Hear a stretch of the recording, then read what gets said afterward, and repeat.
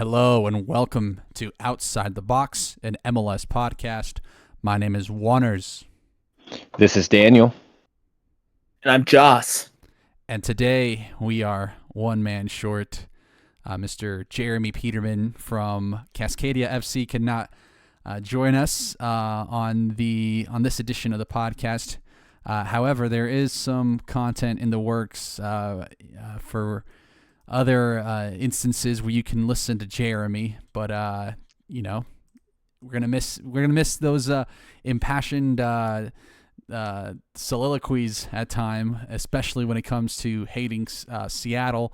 I will try, and I guess all of us will try and pour in the Seattle hate in lieu of Jeremy. But yeah, fellas, it was a very fun slate of MLS soccer, starting early with a nice little noon kickoff in NYCFC. You had Philly with their own time slot, Atlanta with their own time slot, and then you got into the usual set of games. I'm always a big fan when games can just breathe. Games can just be in their own time slot.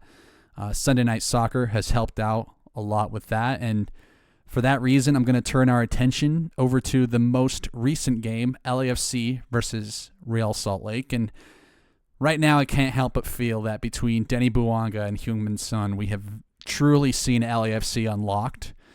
And one of the big things that Jeremy had kind of been, less than thrilled on in terms of LAFC had been the fact that they did lose Igor Jesus, their U22 holding midfielder, who definitely for me was a very, very fun player.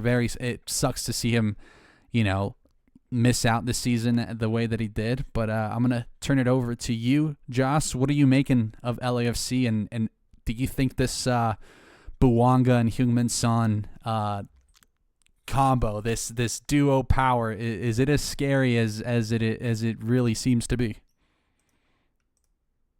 I am afraid. And this is coming from somebody who's a fan of a Western Conference team. Because I feel like Bouanga and Son, they're just getting started here. This partnership is we're just seeing kind of what they can do, and we saw it on Sunday when they combined. Son got a hat, or Bouanga got a hattie. Son got one to himself, and that means in the last 5 matches, LAFC have scored 14 goals. Ooh. That's bonkers, dude. And guess who has scored all of those goals? Nathan Ordaz. It is Aaron Long. Aaron Long has become from the SE from the hospital. A beautiful, yeah. They brought him back in.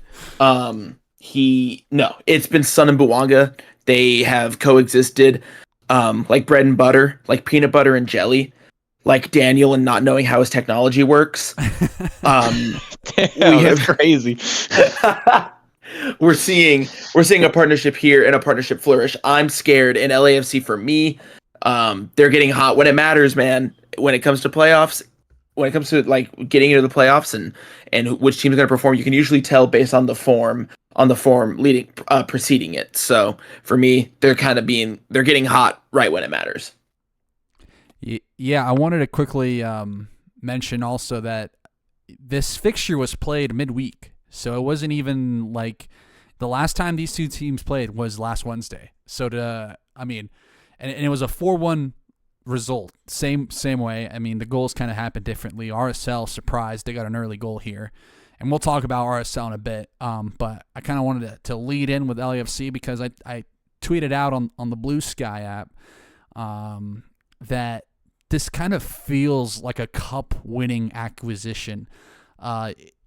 Bale, by no means. I mean, when he first signed, it was like, whoa, like Bale's, going to come here, going to get a nice fitness run out with LAFC and, kind of be a big piece and big help. But I think this Son signing is completely different in the way that he has joined and he has immediately made a stamp on the team. I mean, the vibes could not be any more higher for LAFC, especially on a night where they honored Carlos Vela, We all know he had a tremendous amount of years in MLS. I'll go over to you, Daniel. Are you feeling the same way? Is this a cup-winning move? Are we feeling like, you look at the West, is there a better team right now than LA at this point to kind of put your stock into? That is a $1 million question, quite literally. My takes on it are Son and Buanga make the rest of the team better, right? It's going to make a Smolikov better. It's going to make a Palencia, who's already very good, better. It's going to alleviate a lot of stress from Delgado and Tillman in that midfield, and being able to keep the ball on offense is going to take a lot of pressure off your center backs. But at the same time, they've accomplished this against San Jose and Real Salt Lake twice. So I do think they are the real deal. But right now, if the season would end today, they would be playing the Seattle Sounders in a home game. And that would be a real test for them, I think, based off of what I've seen so far and playing against a real opponent. Because Seattle Sounders they're on a 2-game losing skid, but they're a good team. That's quality across the pitch. And I want to see how that stacks up against this kind of side. Because I do think these guys are legit. You are 100% right. Son came here to play.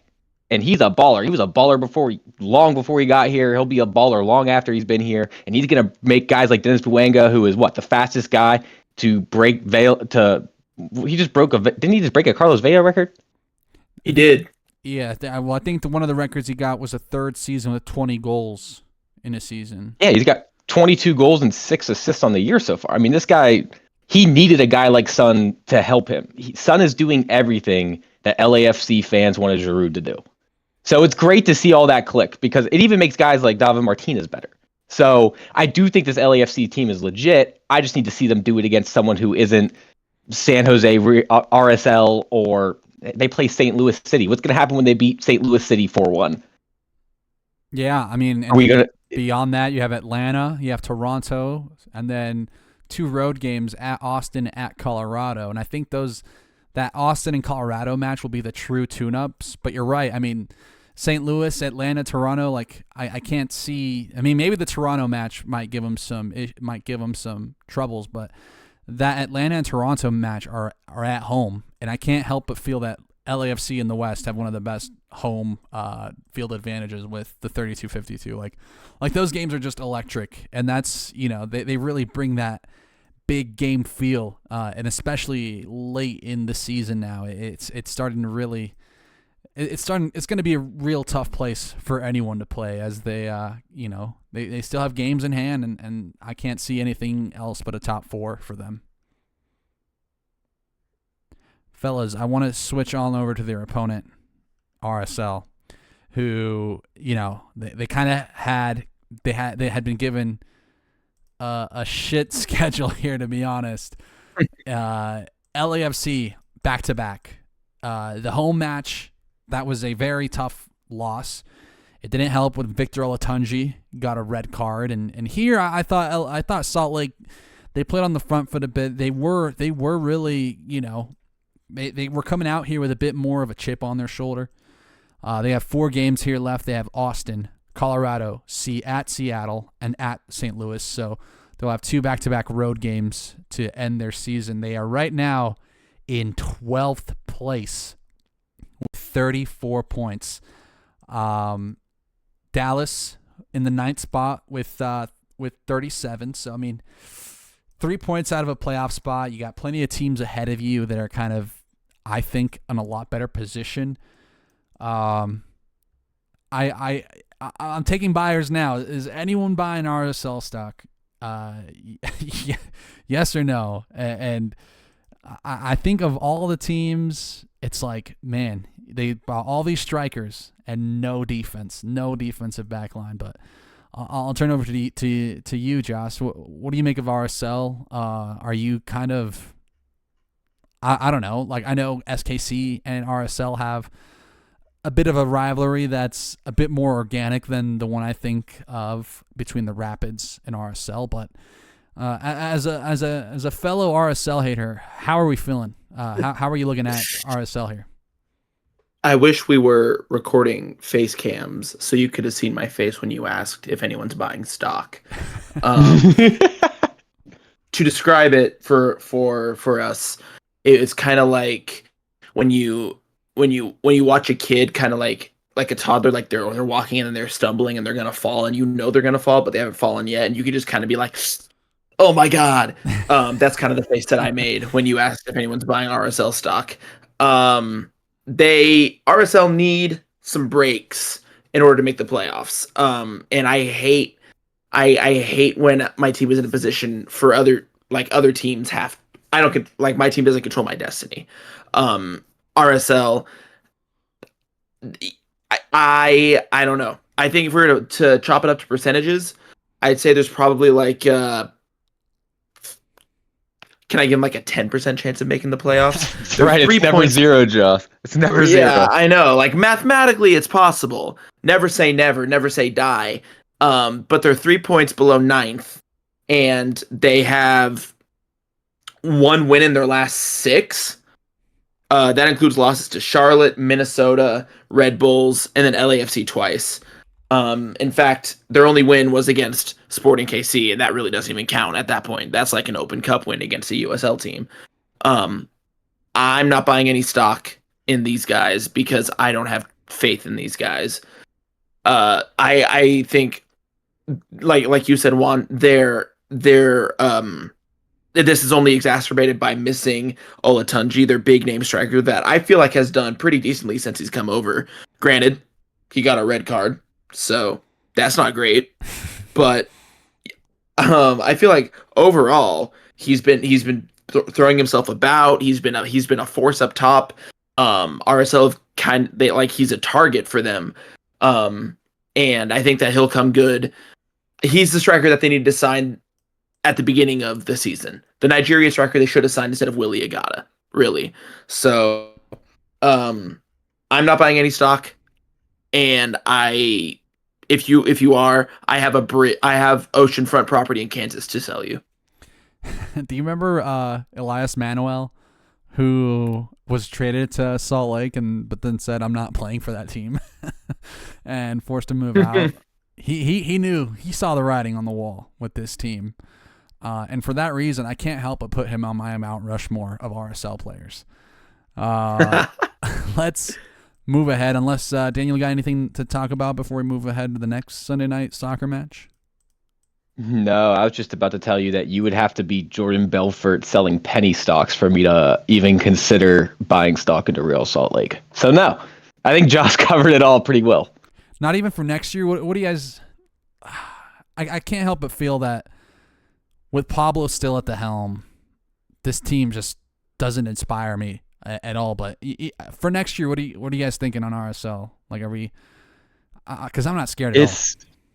It is. I'm not scared of it either. They'd have to make some moves this winter for me to consider buying stock. Because I'm looking at since July 19th, when they are up against clear-cut playoff teams, they've lost to Cincinnati, Red Bulls, who they're not even a clear-cut playoff team.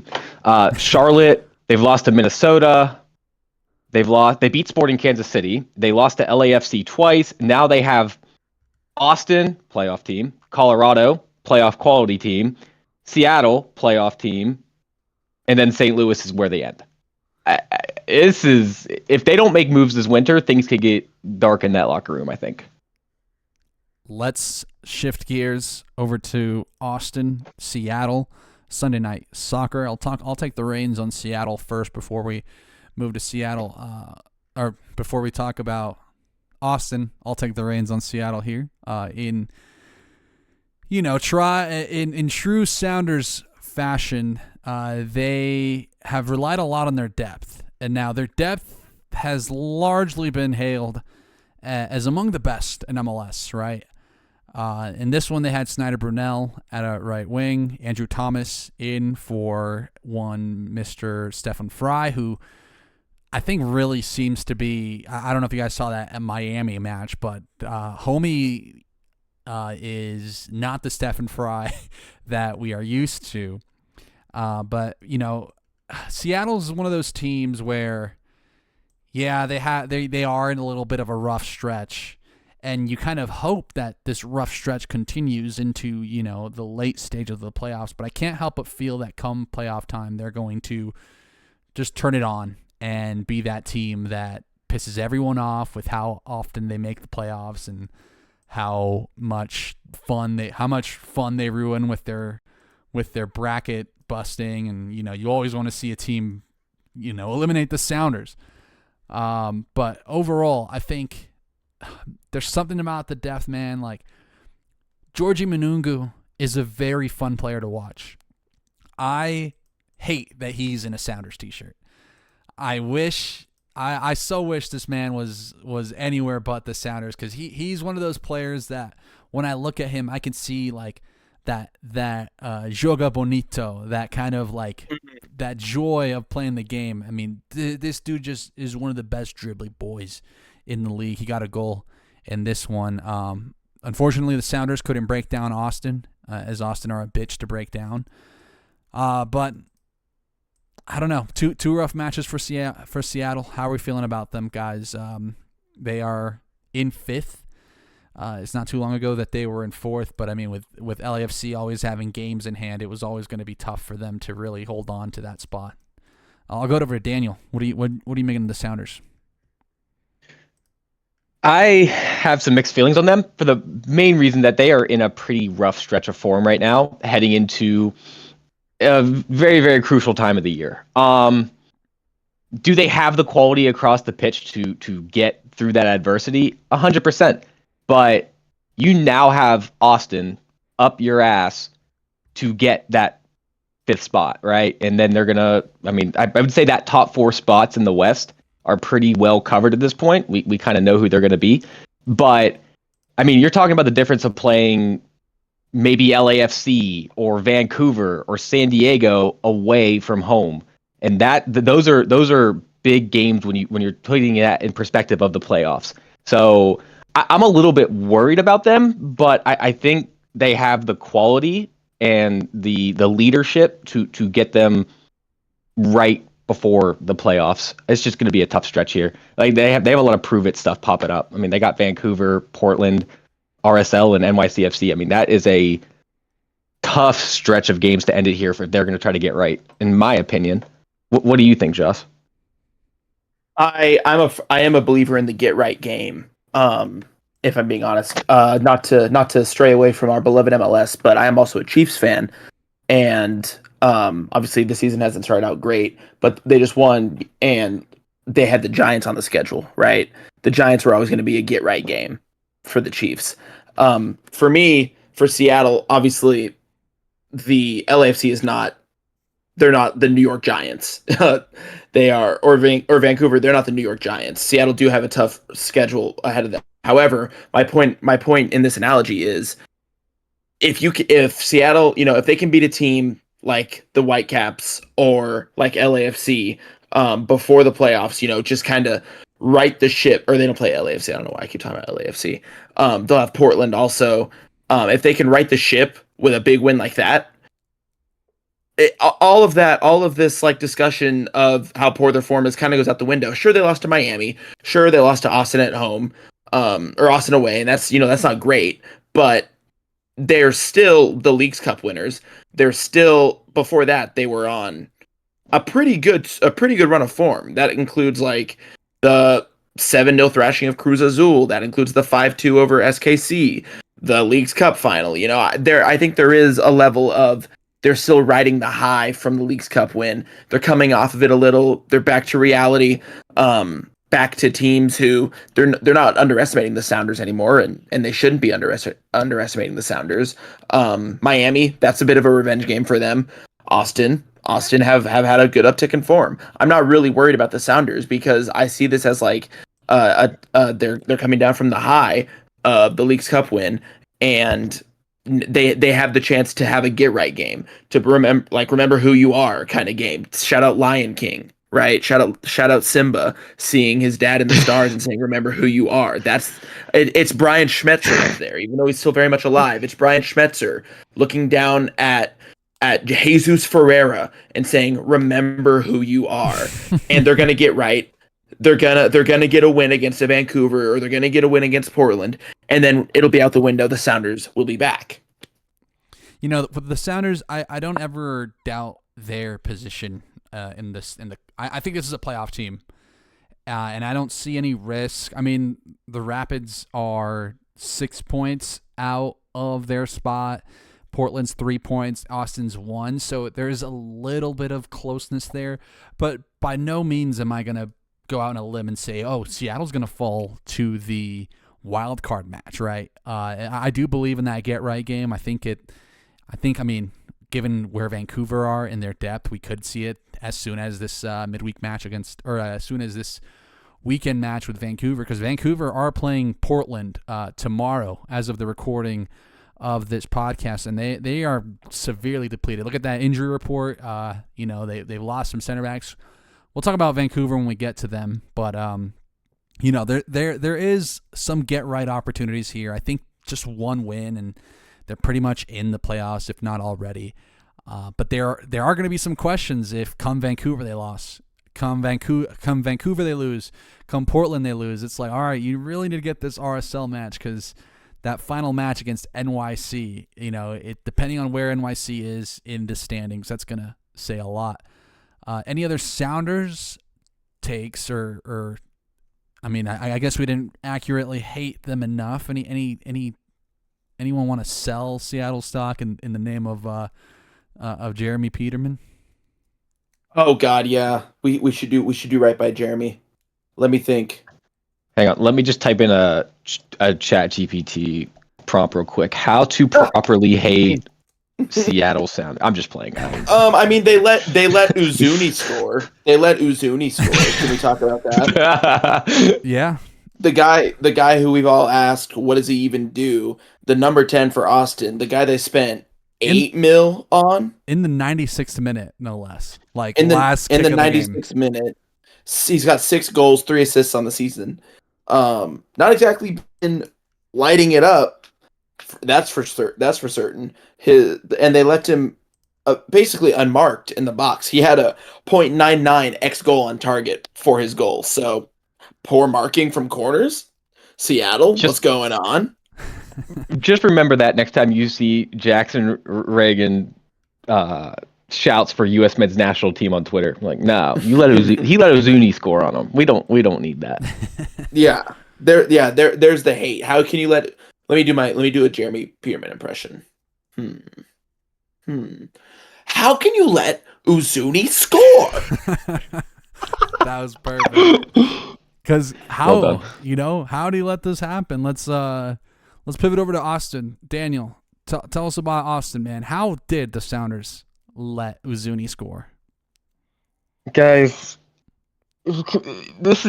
I don't understand. When you guys think of something that just never seems to die, what's the first thing you think of?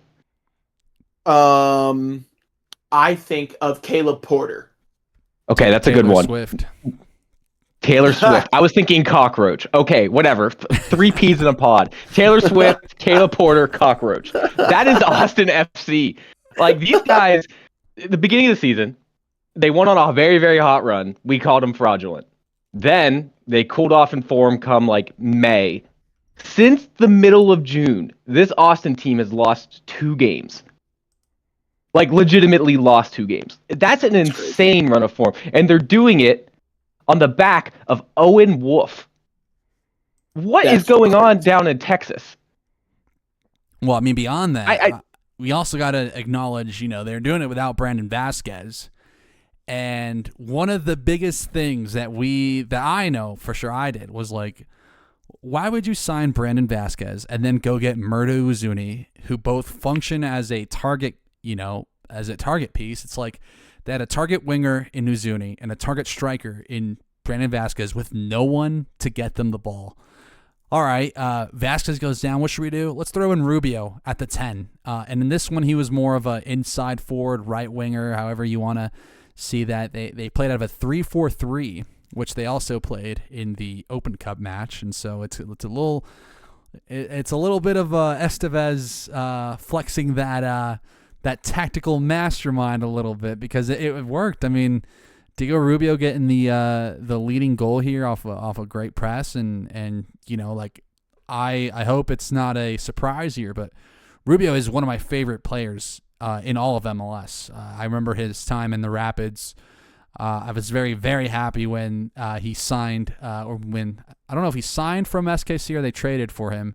I'm pretty sure it might have been a trade. I don't remember. Either way, I was a fan of that move when it happened. I was a fan of his throughout his time in Burgundy, and so for him to go to Austin and kind of have a little bit of a late career resurgence here as their 10, their pseudo winger, whatever you want to put him in as, like he's been valuable just off the fact that he can create, right? And by no means is Diego Rubio this amazing 10. It's not like he is one of the best playmakers in the league. He's just the guy that can create for himself and for others sufficiently enough. And I think that's what Austin need, because there's like definitely a style there, and there's definitely like some amount of I don't even want to call it football purity, because it's really not. It's like the opposite. But they do it so well, and I can't help but feel like, at least to like tip my cap to a very strong defensive team that, like Daniel says, refuses to die. Any other thoughts on Austin, guys? Because I mean, this 3-4-3. Can I? Yeah. Talk to me. I want to talk about the 3-4-3. Personally, I think that is one of the hardest formations to get right as a manager. I feel like that's one of the reasons that, like, it takes a lot of tactical prowess. You have to have the right guys in the right spots. And credit to Estevez, I think he's done that really well. I really like the back line of like Cascante and Heinz Ike and Svatok, and then their wingbacks. You know, they have Dessler, who I think they acquired. Did they acquire him this season? No, he was there last year, but he only played 10 games. And then I've liked Zan Kolmanich a lot. First of all, first name is Zan. Like, let's call a spade a spade. Great first name. But I feel like Estevez has really crafted this team to his likeness, and it just has. I mean, we were all kind of thinking Estevez might be on his way out this year. You know, if Austin can't start scoring, remember they were having scoring issues, and I think they still do. I think they still have like a lot of. They're not scoring at like an LAFC rate, obviously.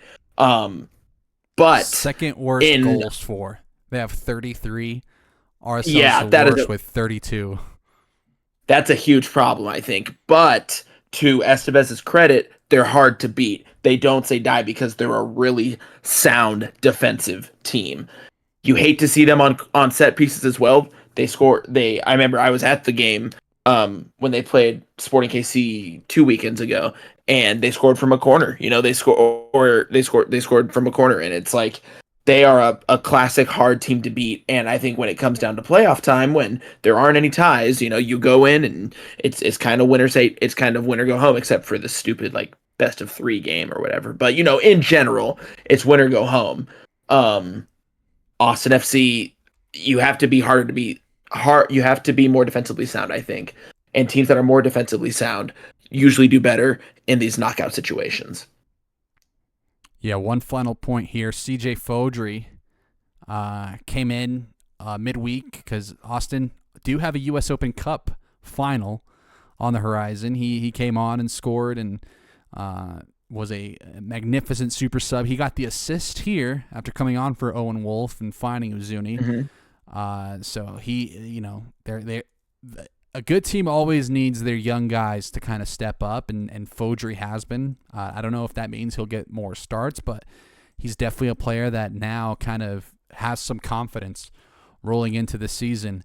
Fellas, I think the stock for Austin is the train has passed, because they are on the verge of a U.S. Open Cup final with their position in the West as well. I think it's a very good time to be an Austin fan. Do we see them dropping to that play-in spot, or are we kind of comfortable having them somewhere between 5, 6, and 7?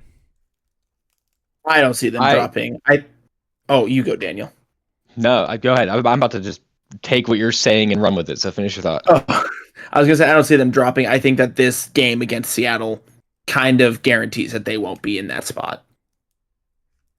Daniel? Yeah, they end the season with RSL, St. Louis, and San Jose. I'm not going to bring up LAFC because we all are very high on LAFC, but that's 3 very, very winnable games there.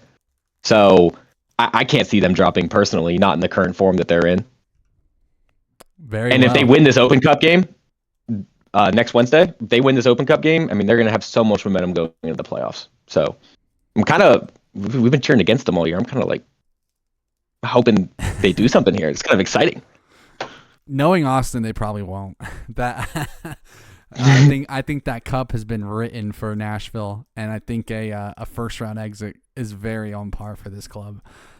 So not to bring the hater energy too much, but it wasn't too long ago that Austin was like, in the San Diego position and amongst the top, expansion teams, and then quickly fell from grace. I could see. I mean, it's not even their up.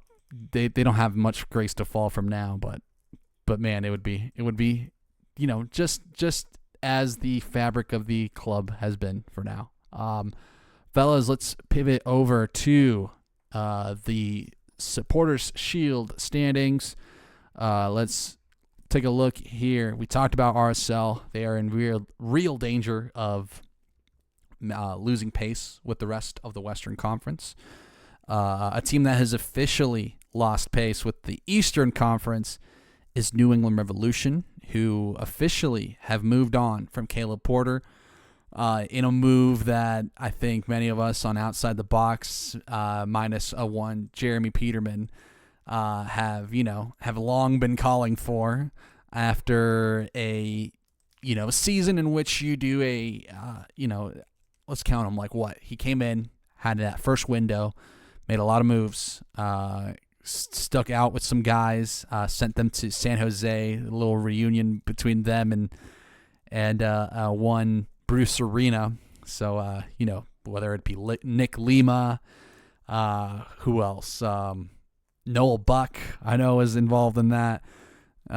You had Dave Romney, right? Like, just kind of like from where New England was when Bruce Arena was in control to where Caleb Porter took them, it has just been a kite with a bunch of holes in it, as I will say. And no matter how much Caleb Porter tried to reassure us that the kite had been plugged up with, his new kite, was absent of holes, it turned out even those players, couldn't really rally New England into a playoff position. And they sack Caleb Porter ahead of his championship year. So now, I guess 2 questions for the fellas. If you're New England, where do you go from here? If you're Caleb Porter, where do you go from here? I'll turn it over to Joss. Where does New England go from here? That's a great question. Oh, man.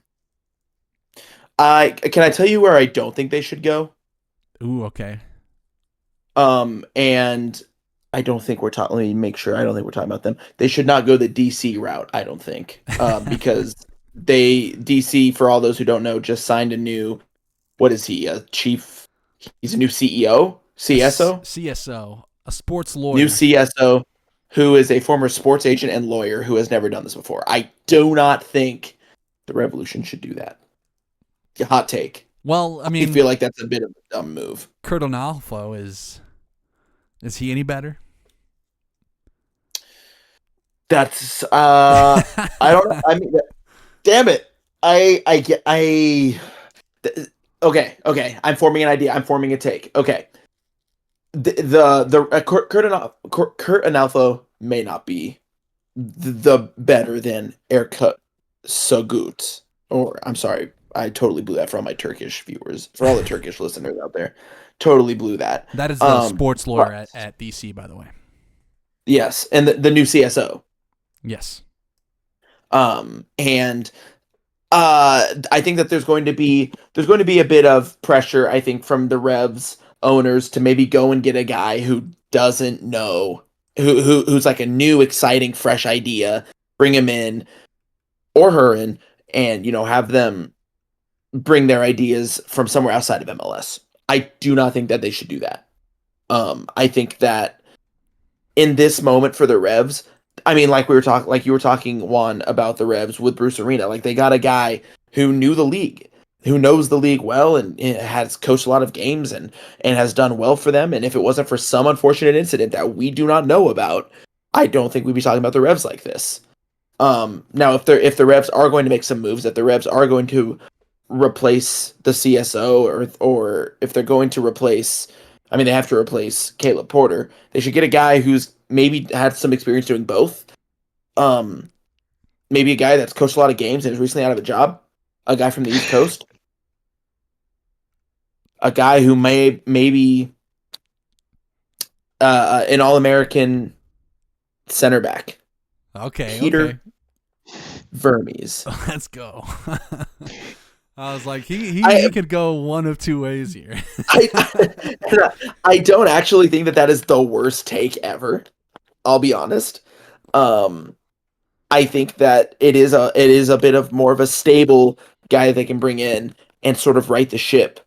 Vermes is a guy that, I think that he could make a bit of a name for himself. Not that he doesn't already have one, but kind of reinvent himself as a stabilizer.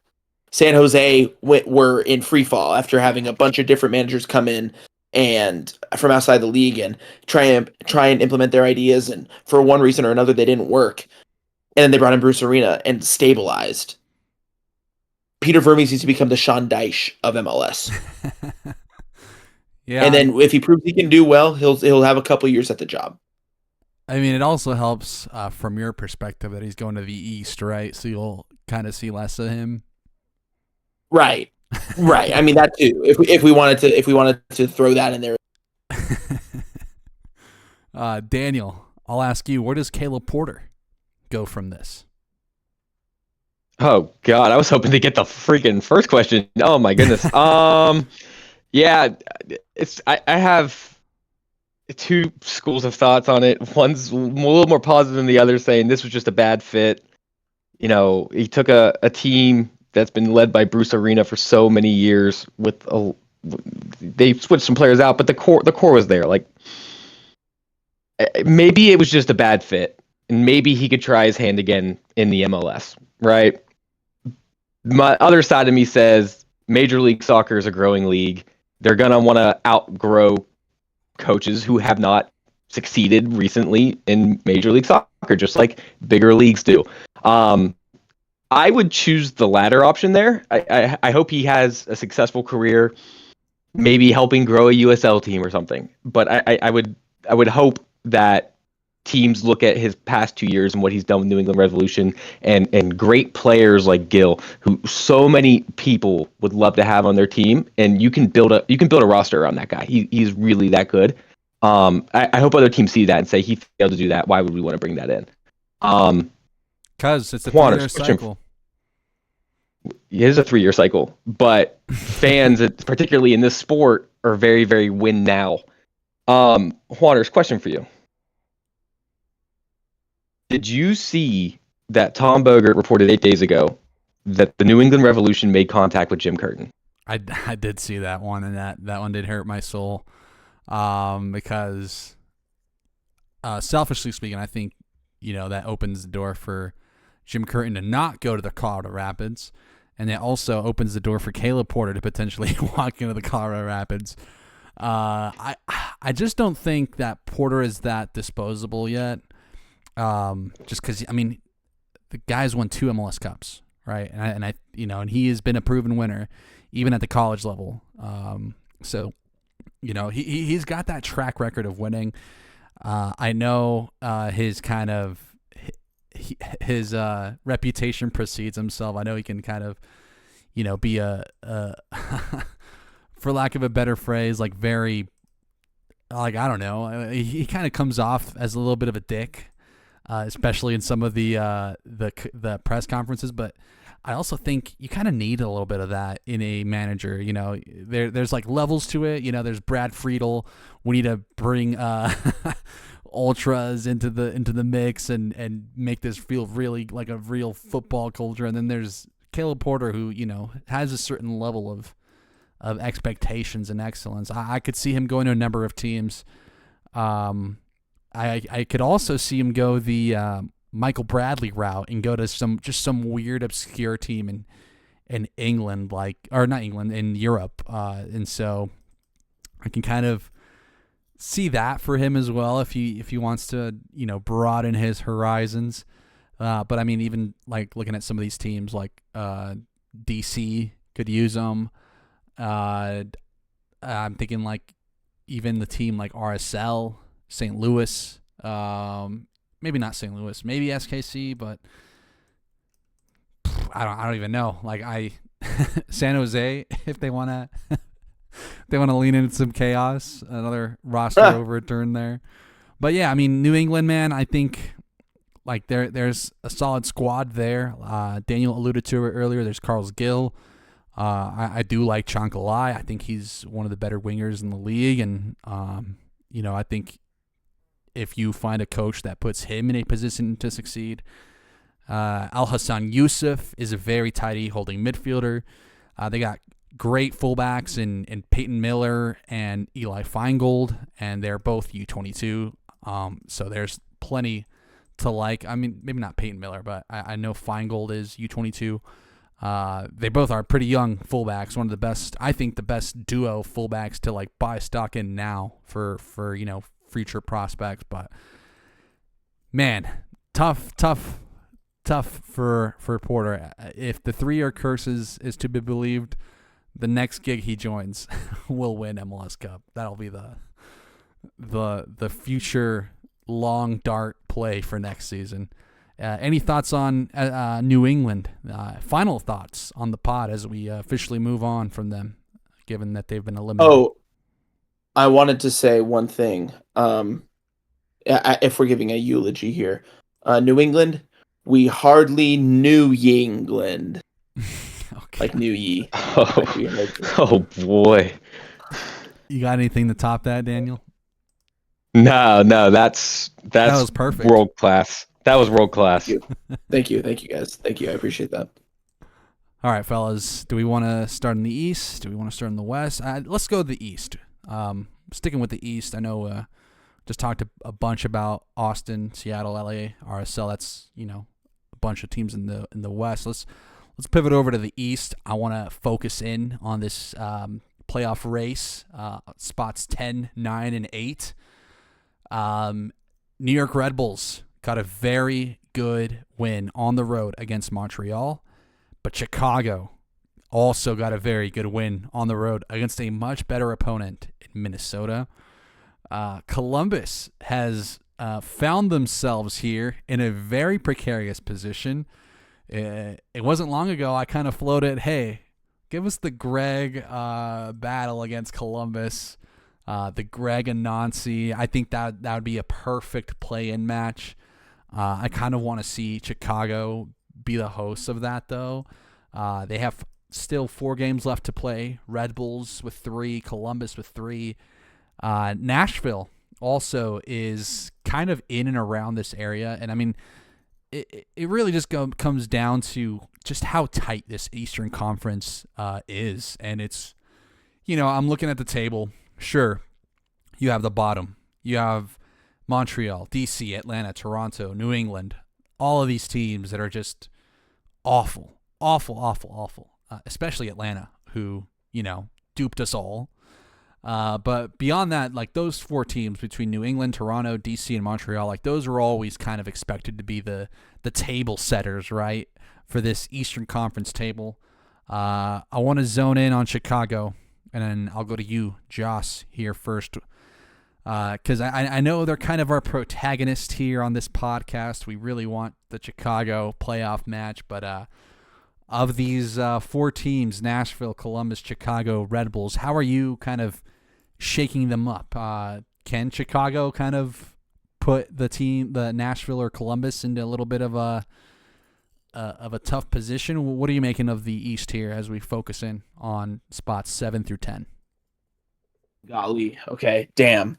I gotta do a couple things. I want to see the schedules, how they're gonna shake out. Like I'm looking at Nashville right now.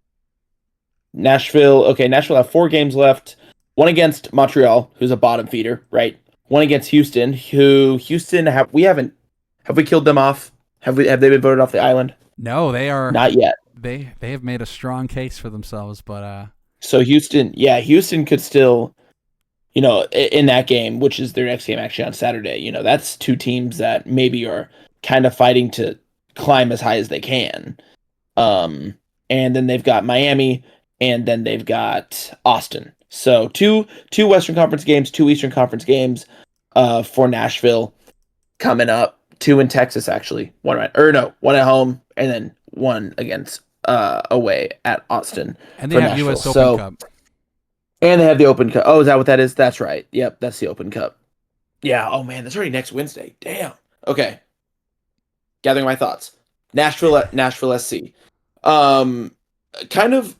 I think we haven't really talked about their slide in form recently. I mean, losing to Atlanta, losing to Cincinnati, beating Philadelphia was really big, but again, that is the Open Cup, and then losing to a Duncan McGuire 95th minute winner. That's kind of heartbreaking. That's backbreaking. Now, is there a grain of salt to take with this loss against Orlando? Maybe, because of the Open Cup at midweek. But Nashville, they're shaky a little bit. I think all of the focus is on that Open Cup match against Austin. Both teams kind of fighting to win their first major silverware in their history. So for one of those teams, that could be the catalyst that they need to push on and have a really strong end to the season. For the other one, it could be, the breaking point. And it would be a real shame if Nashville were to be dragged into this scrum that is the 7th, 8th, 9th, and 10th spots in the East. Because Sam Surridge has had a really good season. Hani Mukhtar has had a really good season. Nashville overall has been kind of a revelation compared to what they were last year. And BJ Callahan, I mean, he was getting Coach of the Year shouts, especially from our very own Jeremy Peterman. So it'd be a shame if they were to be dragged in. With that being said, though, I don't think they will be. They're still 5 points clear of Chicago and a further 7 points clear of New York. So I don't think that they'll be dragged into the spot where we're worried about, are they going to close it out? Are they going to fall out of the playoffs? Columbus, though, they're an interesting one. I think Columbus are very interesting, especially given, I've said it on this pod, I'm a big fan of them, and I'm a big fan of Wilfred Nancy, and why wouldn't I be? But man, over the past month, they've had some howlers. Drawing to Toronto in the middle of August, losing to the Revolution at home, and then a 0-0 with the Red Bulls, and then the 5-4 crazy game in Atlanta, which they won, granted, but still, they got lucky there. New York City FC beating them, and then another draw with Toronto.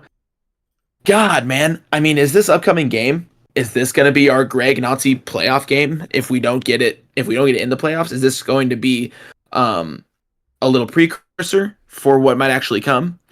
It could be.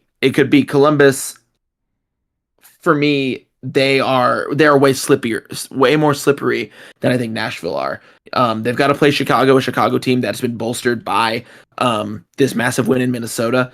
They've got to play Orlando then, who Orlando are just very, very, very, very, very good. And then they got to play the Red Bulls on decision day. I don't think that they'll fall as far as Chicago. I don't think that they'll end up having to go to Chicago for a play-in game. But for me, I think that they're going to be the play-in game. They're going to be participating in that play-in game over Nashville. And then Chicago and Red Bulls, I think Chicago have a much better team than the Red Bulls do. And I really hope, like you said, they've kind of been our joyous love Chicago has on this pod so far. So I think that, and I hope that Chicago do end up scraping it into the playoffs, because I also would like to see a Greg versus Nazi play-in game. There's a lot of storylines there. There's a lot of styles that they're two different styles, and there's a lot of great players that we may not see further in the playoffs as a result of that game. So that's how I think it'll shake out. I think it'll shake out as it stays: Nashville, Columbus, Chicago, Red Bulls. Nashville, Columbus. Okay, I thought you said Chicago there. Yeah. I'll switch it over to Daniel. I know I have you on this Columbus match. Columbus, I do want to add, are without Sean Zawatsky. They are without Diego Rossi. They did have to sub out Wessam Abu Ali is a little bit of a precaution in that match, so they're definitely not at full strength. Part of me thinks if they are, it's going to be fine. But Daniel, what are you making of Columbus here, and just any other thoughts on the Eastern Conference race here? What are you making? I think Columbus does not, or I guess they do. They have their work cut out for them for the next, till the end of the season. It's the first time in a Wilfred Nancy system where we've seen them leak goals like they do and then struggle to some extent to make them back. And that has really, really hurt them over the back end of this stretch. Now, the injuries are a big part of that. Do you know the timeline for Rossi? I'm not off the top of my head. I could check that right now, though. For me, Columbus Crew are a playoff team. And I think Josh hit that on the head perfectly. I think where they're going to struggle is teams like Chicago Fire, if they catch the right form, which looks like they're starting to, can get very, very hot. And they can score a lot of goals. And Columbus leaks goals. So, add to the fact that the Chicago Fire game against Columbus that's a 6-point game because Chicago has a game in hand. Things start to get very, very, very dicey. Now, from the perspective of the New York Red Bulls, I'm not overly high on them, even though they just had a fantastic win. I just think they struggle to play up to their competition generally and have throughout the season. And I don't expect that to consistently. I don't expect them just to flip a switch and turn that on. But yeah, Chicago Fire are scary from the perspective of the Columbus Crew because that is a 6-point game for them. And if Chicago Fire get hot and then they end up seeing them in the play-in game, which who would have thought at the beginning of this year we would have said Wilfred Nancy was fighting for his life to not get into a playoff game. Like, that's an insane statement. Things can get very, very scary here for them. I'm in the same boat as Joss with Nashville as well. I just can't really see that dropping unless they lose the Open Cup because that could hurt the locker room a little bit. But they have such a solid spine and they play such an interesting system that really seems to trouble teams. I think Nashville's fine where they're at. One team I am hearing a lot of the missions from is New York Red Bulls. It's kind of tough because, yeah, you got to win against Montreal, right? And by and large, I think Carlos Coronel is, a large reason to New York Red Bulls' success. Choupo-Moting gets a goal in this one. They have 3 games left, fellas. Those games are against NYC, which is, going to be massive if they want to make that push. Cincinnati, another, and these are both home games. And New York Red Bulls have been a team that has typically had Cincinnati's number. I honestly could see them coming away with a result here, but 2 home games to kind of get right back on track. It really helps to beat a team like Montreal, right? They lost against Portland, and that they kind of have to be perfect from now on. But their final game is against Columbus, and we could be in a world where it's really down to New York and Columbus for that final spot. Of course, New York have to go and prove it. They have to beat 2 very strong teams in New York City and Cincinnati. But Columbus, 2 road games for Columbus, 2 home for New York. If the Red Bulls make the most of those points, that's 6 points. They're going to be breathing right down Columbus's necks on 49. Now, does that happen? I don't know. It kind of really depends on how much of a fan of Emil Forsberg and Eric Maxime Choupo-Moting. Like I know a lot of us have been milk toast or lukewarm when it comes to them. I just can't see it with the Red Bulls. It's that New York City match is going to be very telling, and it's their next match. In fact, yes, it's their next match, and so of the 2. It's kind of hard to overlook New York City right now. But do you guys see any path forward for New York Red Bulls rally here towards the end of the season? I want to I say do not. that I. Oh, Take I it want to say away. that Go ahead. I agree with you that this NYCFC game will be really telling. I also want to say it'll be telling not only like with the result or everything, but can the Red Bulls psych themselves up for this game? I mean, NYCFC, they're pretty safe. You know, they're gonna make the playoffs. They're gonna be fine, but it's still a Hudson River derby, right? Can the Red Bulls? Is this going to be the game that they're like all hyped up, they're all intense for? They go out there, maybe they grit out a huge win, but that acts as a bit of a, then they fall off. They lose the intensity because they used it all on this match that they focused that they were so focused on.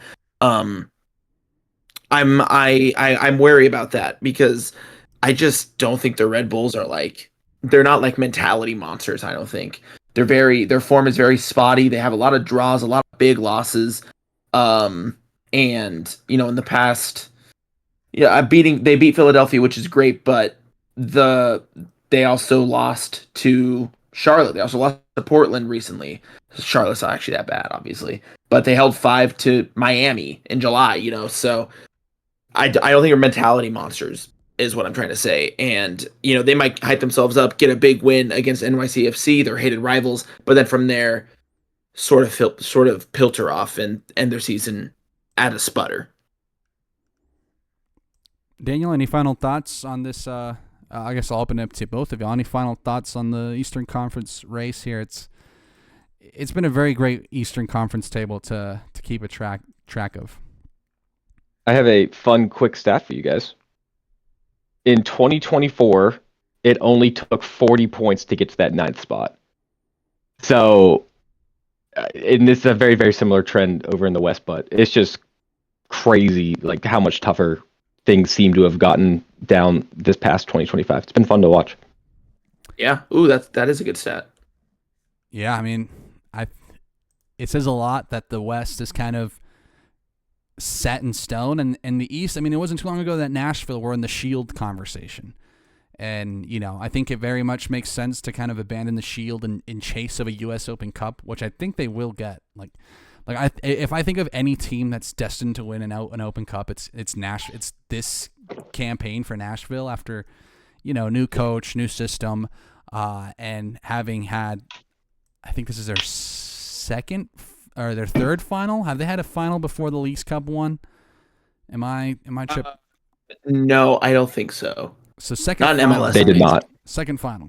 This is their second final. Yeah, so I think it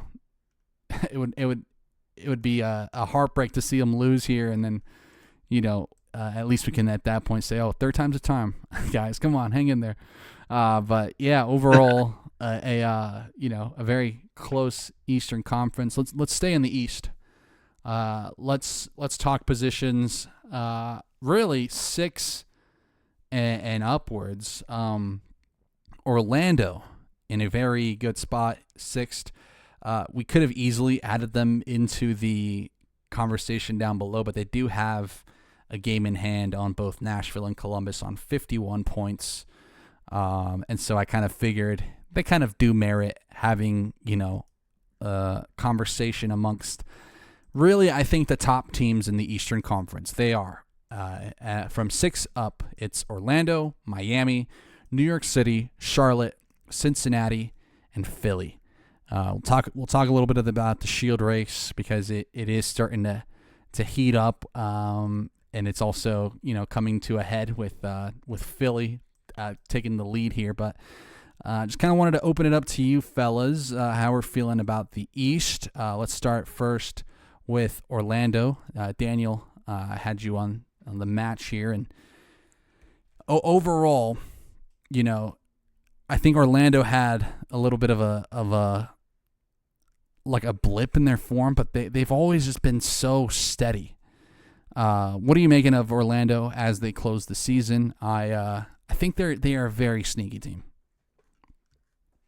They are incredibly sneaky, and I think steady is probably the perfect term to describe how they played all season. They haven't been a team that's been incredibly hot, incredibly cold, but they've always looked competitive, and even in their losses, and obviously they pulled away a lot of wins, they're sitting in a position to basically solidify themselves out of a wild card spot with that game in hand.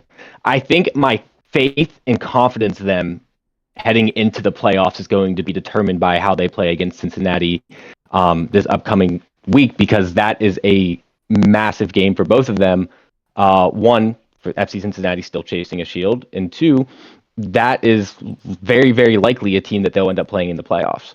So they don't even need to beat Cincinnati. They just need to look sharp and like they're competitive, and like, hey, if they were to play another time, there's a very, very high likelihood they could beat them. So that's really what I'm looking for. And based off what we've observed from them all season, it doesn't seem like something that is super unattainable. In terms of dropping from that sixth spot, they do have 3 very, very good games here that could either set the precedent for them going forward, or I could see it potentially derailing it a bit, which would be very, very shocking. They got Cincinnati, which we talked about. Then they have Columbus. It's a huge game for Columbus because they're fighting not to be ninth. And then they have Vancouver. Then they end with Toronto. That is a very, very rough stretch in the next 3 games for them. And I'm curious to see really what they do with those points opportunities, because that's 3 playoff teams right there. Should be 3 playoff teams. At the very least, it's 2. So, yeah, I mean, this Orlando side is one of those teams that could just beat anybody because they have talent all over the field and they play a very exciting style of football. But it's my faith in them is going to be determined over the next week or 2, I think. I'm glad you brought up that Cincinnati match because I do want to talk about them. I'll pivot over to Joss here. What are you making of Cincinnati? Because I certainly have my Cincy takes as well, but kind of want to let you like lead us off here, given Orlando do have this big match against Cincy. Of the 2, who are you kind of more intrigued by, and who are you kind of thinking is more of a legit contender than the other? Because I definitely have my Cincinnati takes, but I wanted to open it up to Joss here, just to kind of tell me what are you seeing in Cincinnati?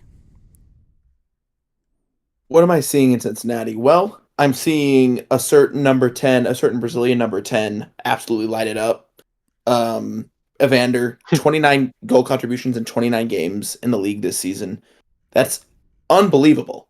That is an unbelievable return for a guy that, I mean, we all knew he was good, and I know Jeremy's gone, so he can't provide any more insight into that. But golly, man, I mean, looking back at that 3-player trade, Cincinnati were by far and away got the best deal out of that. Dallas, of course, got the worst. Anyway, what I'm seeing from Cincinnati now is I'm seeing the Bremer coming in and instantly kind of rediscovering his form that he had for Cincinnati. I think that's been a really, really good storyline. I'm seeing Cincinnati grind out a couple of huge results. I mean, beating Nashville at home it's always good for them, especially doing it the way they did with a 98th minute winner from that guy again, Evander. But I'm also seeing a loss to Philadelphia, a 1-0 loss to Philadelphia at home, a 1-0 loss to NYC at home, and that's just within the last month. So they've had a win against the Galaxy, a win against Nashville, but then 2 losses against teams that are in and around where Cincinnati are, Philadelphia and NYCFC. So to me, that feels like it's been a bit of coming towards the business end of things. It's been a bit of a struggle to get results against teams that are riding high and have been riding high this whole season, basically. You have to be on bad form in order to get, or you have to have the Open Cup schedule as well in order to get beat by Cincinnati. So my take is that Cincy they've shown the weakness. They're not as tight defensively as maybe they used to be. And also they like to leave things late, and they like to lose. They like to win close games, and they like to lose close games. So depending on the day, whichever way the ball may fall, it may fall for Cincinnati's. It may bounce in Cincinnati's direction in one game, and then may fall to an opposing team in a different game. So that's my take, is that Cincinnati are kind of wishy-washy coming into it. Yeah, because, I mean, I know you hype up Evander, but right behind him, in the East at least, because in the East you have Messi with 32 goals and assists, Evander with 29, and then right behind him is Martin Ojeda, who I think is, this player for Orlando who last year he was kind of in and out, and then this year he has really just kind of stepped up and really taken full control of that midfield and full control of the attack.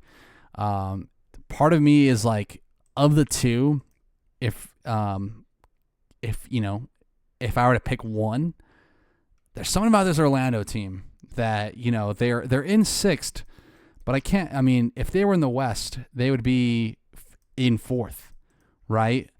I think they just happen to be in a tough conference, and I look at Cincinnati, I look at these losses, because even that 3-2 win against LA Galaxy did not come easy, right? And they have the squad, they have the talent, they have great players. Because, let's not forget Kevin Denke, right? Amazing striker, probably one of the best, among one of the better signings in the league. Them two kind of spearheading this. We always kind of wondered if the chemistry would have been there or not. It hasn't mattered. They went out and got Brenner to kind of fill in that final hole. And it's working, because how could it not? But of these two teams, the one I'm like, man, I think Orlando just have a bit more dog in them. I don't know if that's a valid point here as we look at those teams. Looking outside, we have also Miami, New York City, Charlotte, and Philly. I want to go over to Charlotte because I know that's Mr. Daniels' team. And are we how are we feeling? Just given the slow reintegration of Pep Biel. Jibril Diani got another start, and I thought he had a great game against New York City.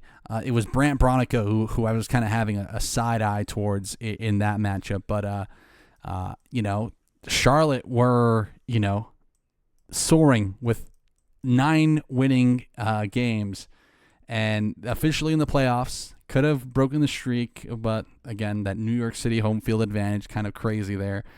And now they're equal on points. What'd you make of Charlotte this game, and NYC as well? I do have you on them as well.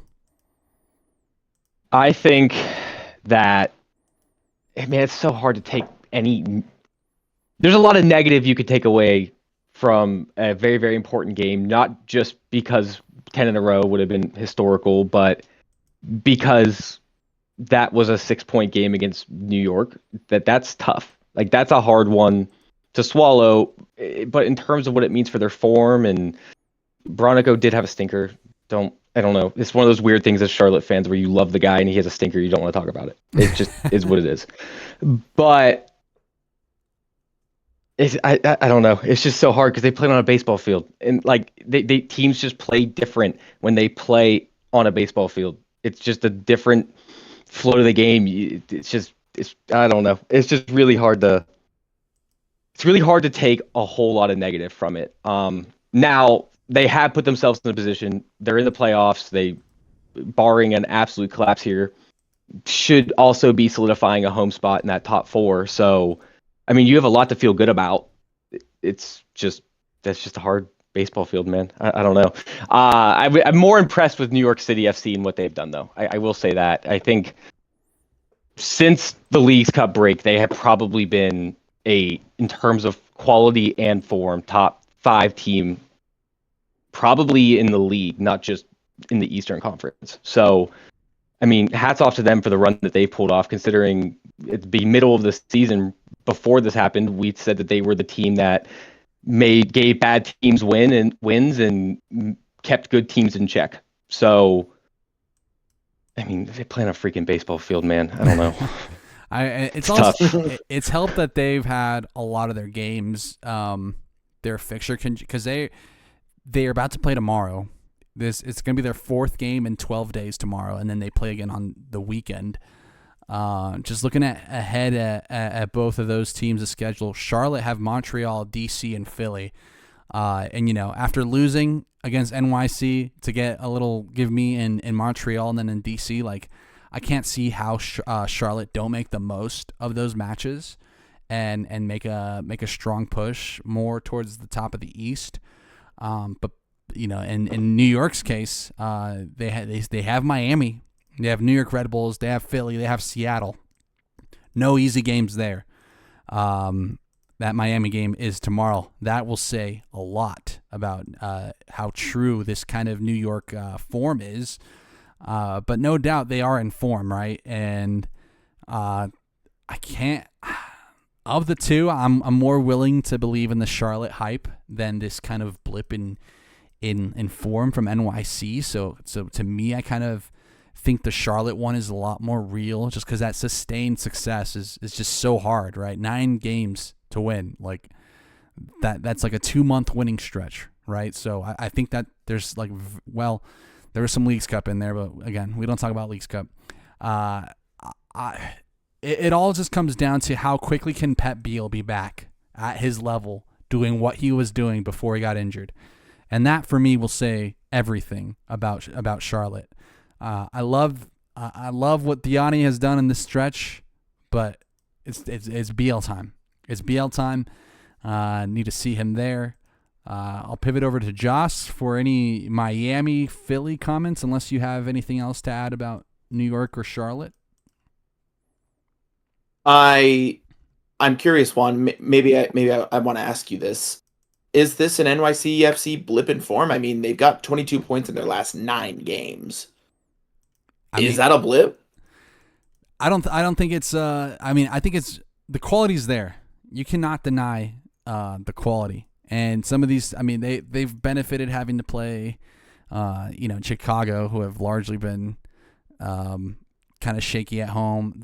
There was a strong win there against Cincinnati, but they also lost against DC, right? There is kind of a little bit of we kind of have seen this team have a little bit of an off night, right? But beyond that, I think, home field advantage helps a lot.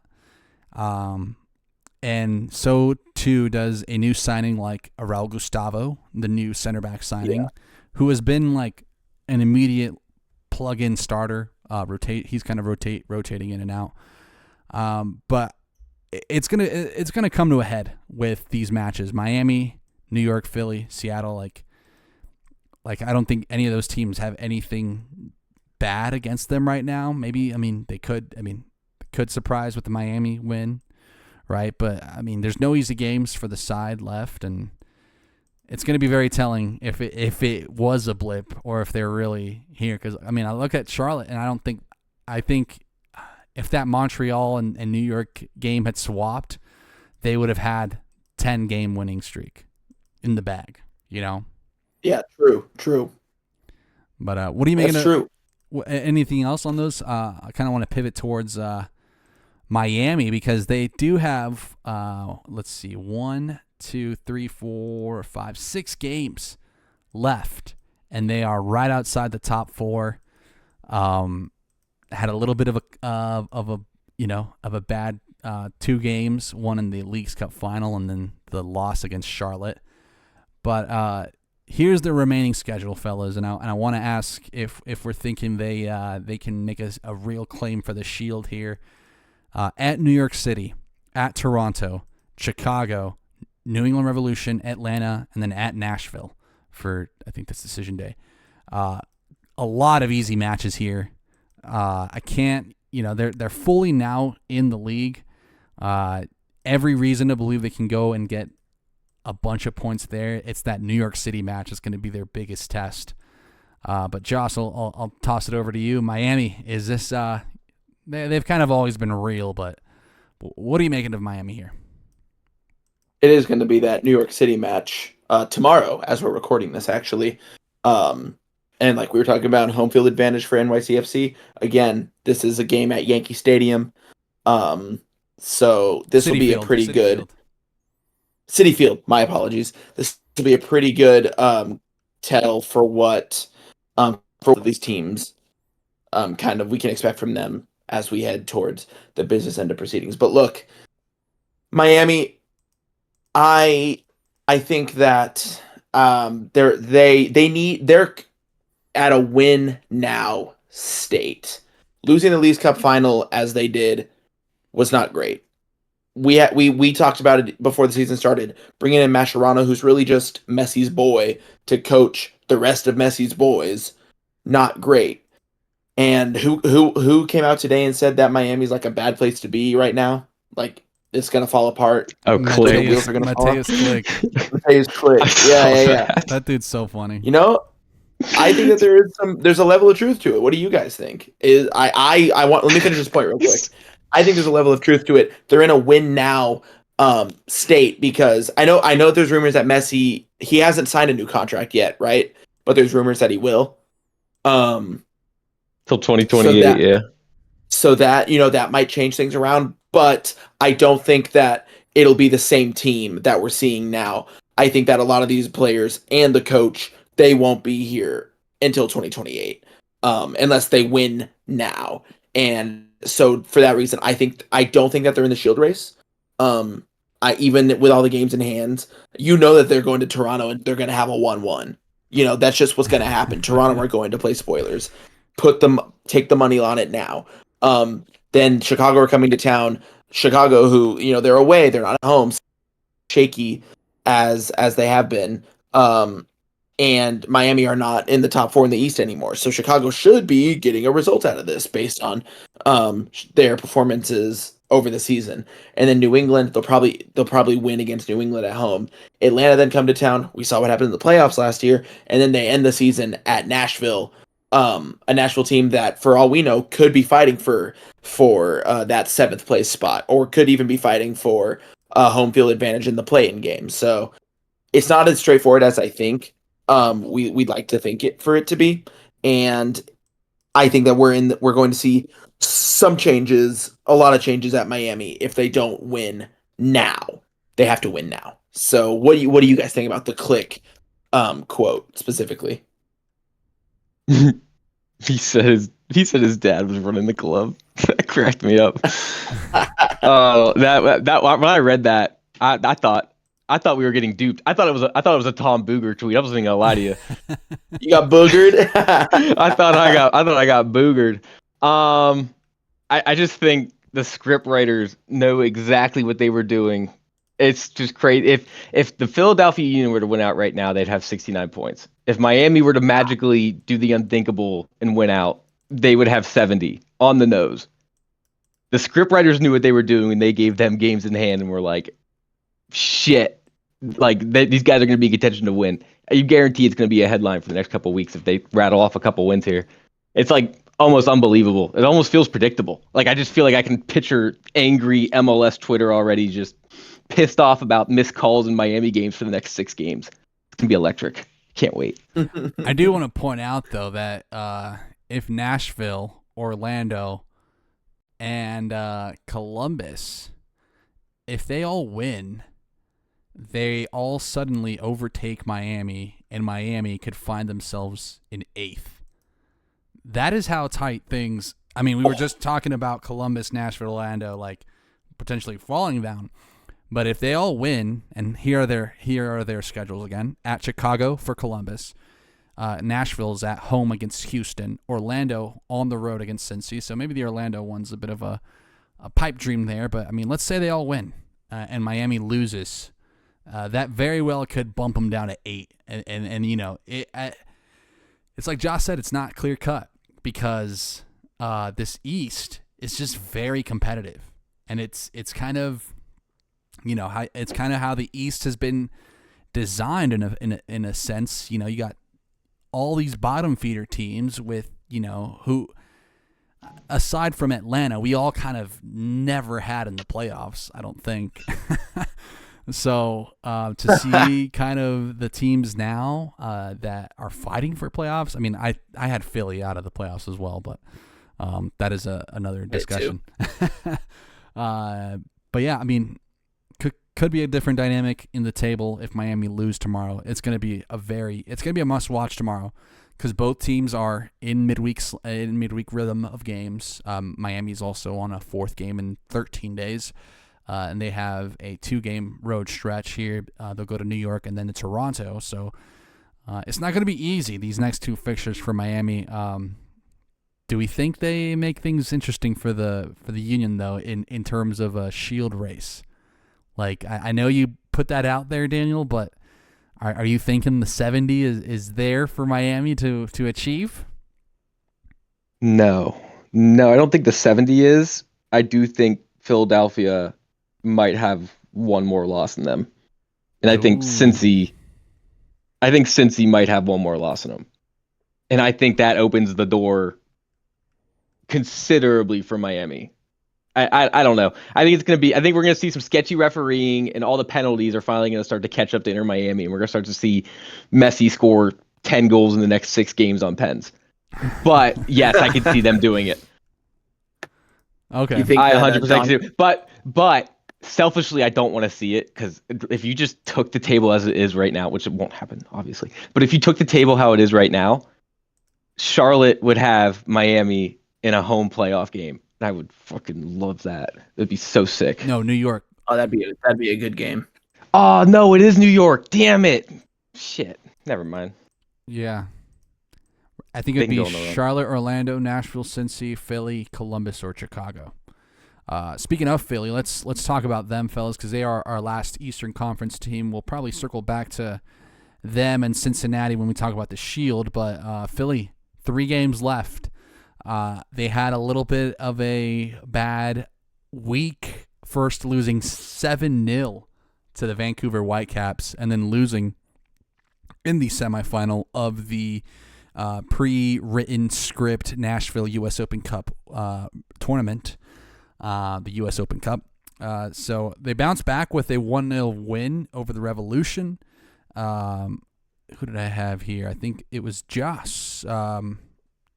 We weren't sure if Philly were going to make it here. They are, it's finally coming. The shoe is kind of finally dropping for Philly, because they've had some backline absences. They had to start Kai Wagner, Jacob Glesnes, Nathan Harriel at center back, and Francis Westfield at right back. But in that Philly match, I do know they were without Macania, but they had Alejandro Bedoya at right back, Francis Westfield at left back.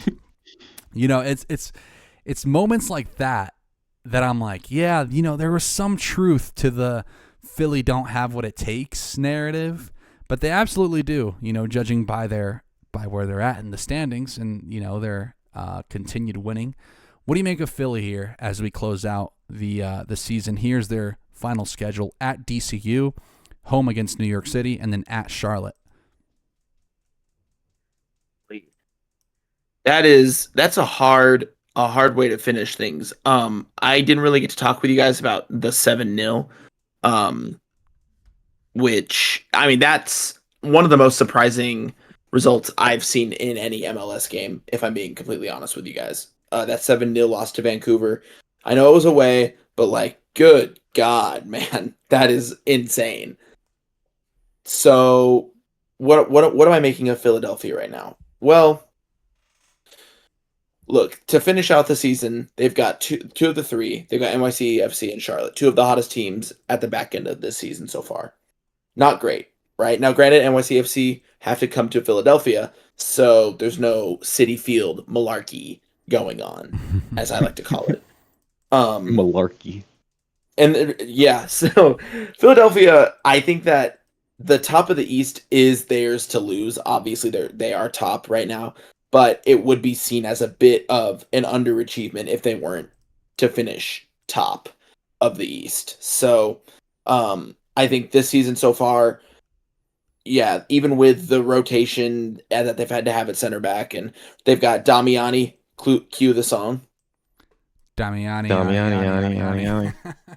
Thank you. They got Damiani stepping up when they need him to. Ty Baribo, even though he's not scoring at the rate that he was, he's still got 16 goals and 2 assists in 27 matches this year. in the league. So Philadelphia, I mean, what more is there to say about them other than they're really good. They know the Carnell style. The Carnell style suits them well, and they're going to burn out in the first round of the playoffs. What else is there to say? Ooh. It's crazy. Big bold prediction. I think there's some merit to that. Honestly, give them they more. They would have to win the Shield for that to kind of fully come full circle. I think, but I think True. you're on the money there. Isn't But that St. what? Louis, St. Louis didn't win the Shield, and then they crashed out in the first round under Carnell. Isn't And that what this is a Cincy very, also very did similar thing. Did Cincy crash out in the first round? 2 years ago? Yeah, after they won the Shield. Did they really? Wait, who'd they crash out to? I don't remember. I just Your remember it being a mom. big deal when it happened. Oh Dude, shit! It wasn't my dude. It wasn't my mom. That's not freaking funny, dude. Okay, not funny. I don't know what I'll look compelled it up. me to say that. Someone else, give me Philadelphia takes because I'm mad at Juan now. So Daniel, give me Philadelphia takes. Man, all eyes on decision day. They got Charlotte. That's all I'm looking forward to. I got that one circled on the calendar. Game of the year. Because Are you going? No, I have to work. No, Don't remind me. Yeah, no, that is game of the year material because you got 3 points from DC United. I hope. God, I hope. And then NYCFC don't get the comfort of their baseball field. So that should be a win, even though NYCFC is a good team like we've mentioned, but it also feels like a blip in form. I think that Philadelphia Charlotte FC game is going to be your determiner if they're going to end up winning the Shield or not. I don't think I see first round playoff exit. Simply because just the way they play generally creates a lot of matchup problems for one-off games. But yeah, no, we'll see. They have an interesting stretch here. Any final thoughts, fellas, on the Eastern Conference, or are we ready to move over to the West? No, the Eastern Conference is fucking sick though. Yeah, it is. It's been fun. I mean, even the fact that Miami could end in 7th by the end of the next match day is very telling as to how strong the East is. I mean, Columbus, we talked about it, right? With Nancy at 8th. Insane. A little bit less insane, a little bit more tepid is the Western Conference. Talked about RSL a little bit. Their season is in dire straits, but they do have a game in hand on 2 teams above them. Those teams above them are San Jose in 11th. Kind of a little bit. They were 9th last week. So those 35 points did not hold up there. Houston got a massive win to put them in 10th with 36 points. Dallas with 37 points in 9th, and in 8th place, you have Colorado Rapids. Now, with 39 points. Fellas, Dallas had a big match against Colorado to kind of close the gap there. Of these 4 teams, we were kind of high on San Jose, not dropping out. Dallas has kind of figured it out a little bit out of a new 5-3-2. They're playing Ramiro as their right wing back, which has been cooking. It's been a crazy style over there at Dallas. I think it helps that they don't have Luciano Acosta to kind of shoehorn a specific style of play into. Colorado, I don't know. As the resident Colorado Rapids fan of the podcast, I am very lukewarm on the Rapids right now. They have 3 games left. Those are against where are they? Minnesota. They go to RSL, which I will be at, and then they host LAFC. So some tough matches there. No easy wins there. But I kind of wanted to give you guys a little lay of the land. First, before we dive in a little bit, Daniel, I'm going to go to you with San Jose. What's going wrong here, man? Like, are we willing to believe in a little bit of a late comeback? They have 3 games left. Those are against at San Diego, at Vancouver, and then home against Austin. I don't know, man. It's one of those things where before we started this, I was thinking to myself, should I ask Juan if I should start writing a eulogy for him or not? Because they're doing it. Just scope out very, very big picture and just think about what we thought their strengths were at the start of this year. It was going to be that they were going to score a lot of points, but they were also going to give up a ton of goals, right? That was kind of what we thought this team was going to look like. And for the most part, that's kind of what they've looked like. And they have cooled off incredibly.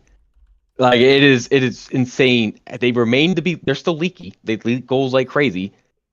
But in their poor form, they've just completely have not been able to outscore their opponents at all. So that's really what's caused this. Really, not having Jones is killing them. Yeah, because he's their best player. That's huge. He is their best player. The only positive San Jose news I've seen in the last 3 weeks is that they just re-signed Preston Judd. Preston Judd is on a new contract. Preston Judd. Yeah.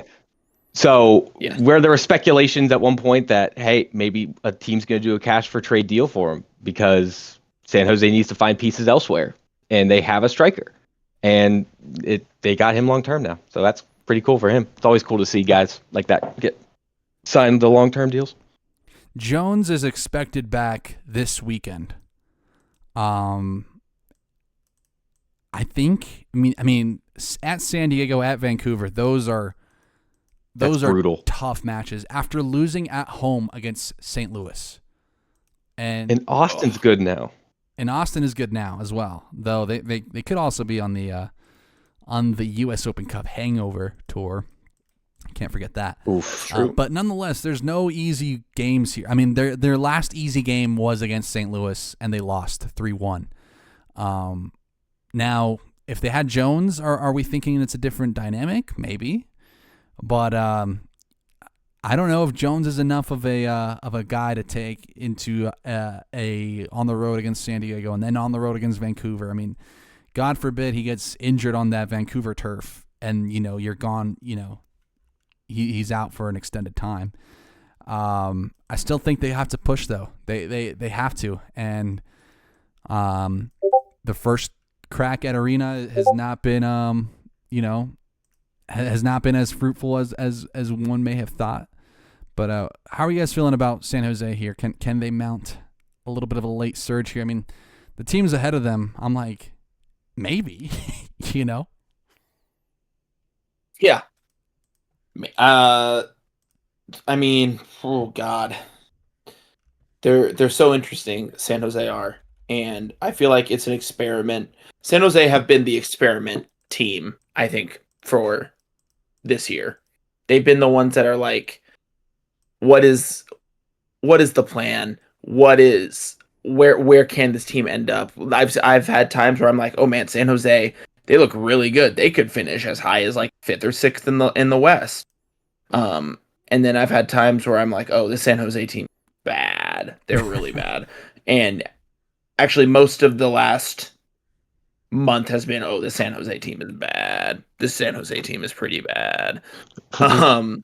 They're losing the games against teams that they should not be losing, and they're losing the games against teams that they should be losing, which is usually not pretty good. That's not a good recipe for that's not a recipe for success. The DeJuan Jones, that is a massive hit. I think he is probably their best player, or he's been their best player this season. And they lost to a St. Louis team where a guy named Brendan McSorley got a double. Have you guys heard of Brendan McSorley? No. Yeah. I haven't heard of Brendan McSorley. So that's insane. I'm contractually obligated to know about Brendan McSorley, but your point remains the same. No, I saw that. Daniel, for us normal folk, have you heard of Brendan McSorley? What high school did they pull him out of? What the hell? Yeah. No, in St. Louis, it's all about what high school you go. Honestly, when I saw that McSorley was at the double, I was like, the old Ravens quarterback? It was like the Trace McSorley become an MLS player. And Dude, honestly, props to him. look at their center backs too. Kyle Hebert and Timo Baumgartel. This was a match without Falou Fall and Henry Kessler, who have been St. Louis's best defenders, and San Jose couldn't do anything off of that. So it's kind of very telling where their season has kind of petered off. I mean, it's kind of rough because do you guys remember when San Jose were the team? Like they had like a really great summer, like a really great June, and I think they lost against St. Louis on the road. So for St. Louis to come to their home and beat them again, it's kind of very funny. That kind of reminds me of the Rapids losing to SKC, but SKC losing to everybody else. That's our get back game. Yeah, that's St. Louis for San Jose. That's the little thorn in their side. And unlike the Rapids, they just haven't made enough games. I mean, a win. I mean, let's say San Jose do the crazy and beat San Diego, right? You're gonna need Houston to drop points again at the road on Nashville.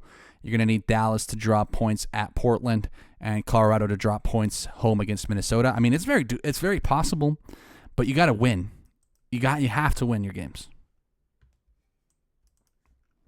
Fellas, we killed San Jose so Chicago could live. Yeah, I will take that trade every single day. Right beneath a soul for a soul. Right beneath San Jose is RSL. They have a game in hand on San Jose. We talked a bit about RSL. They also have a tough schedule, but they have a little bit more.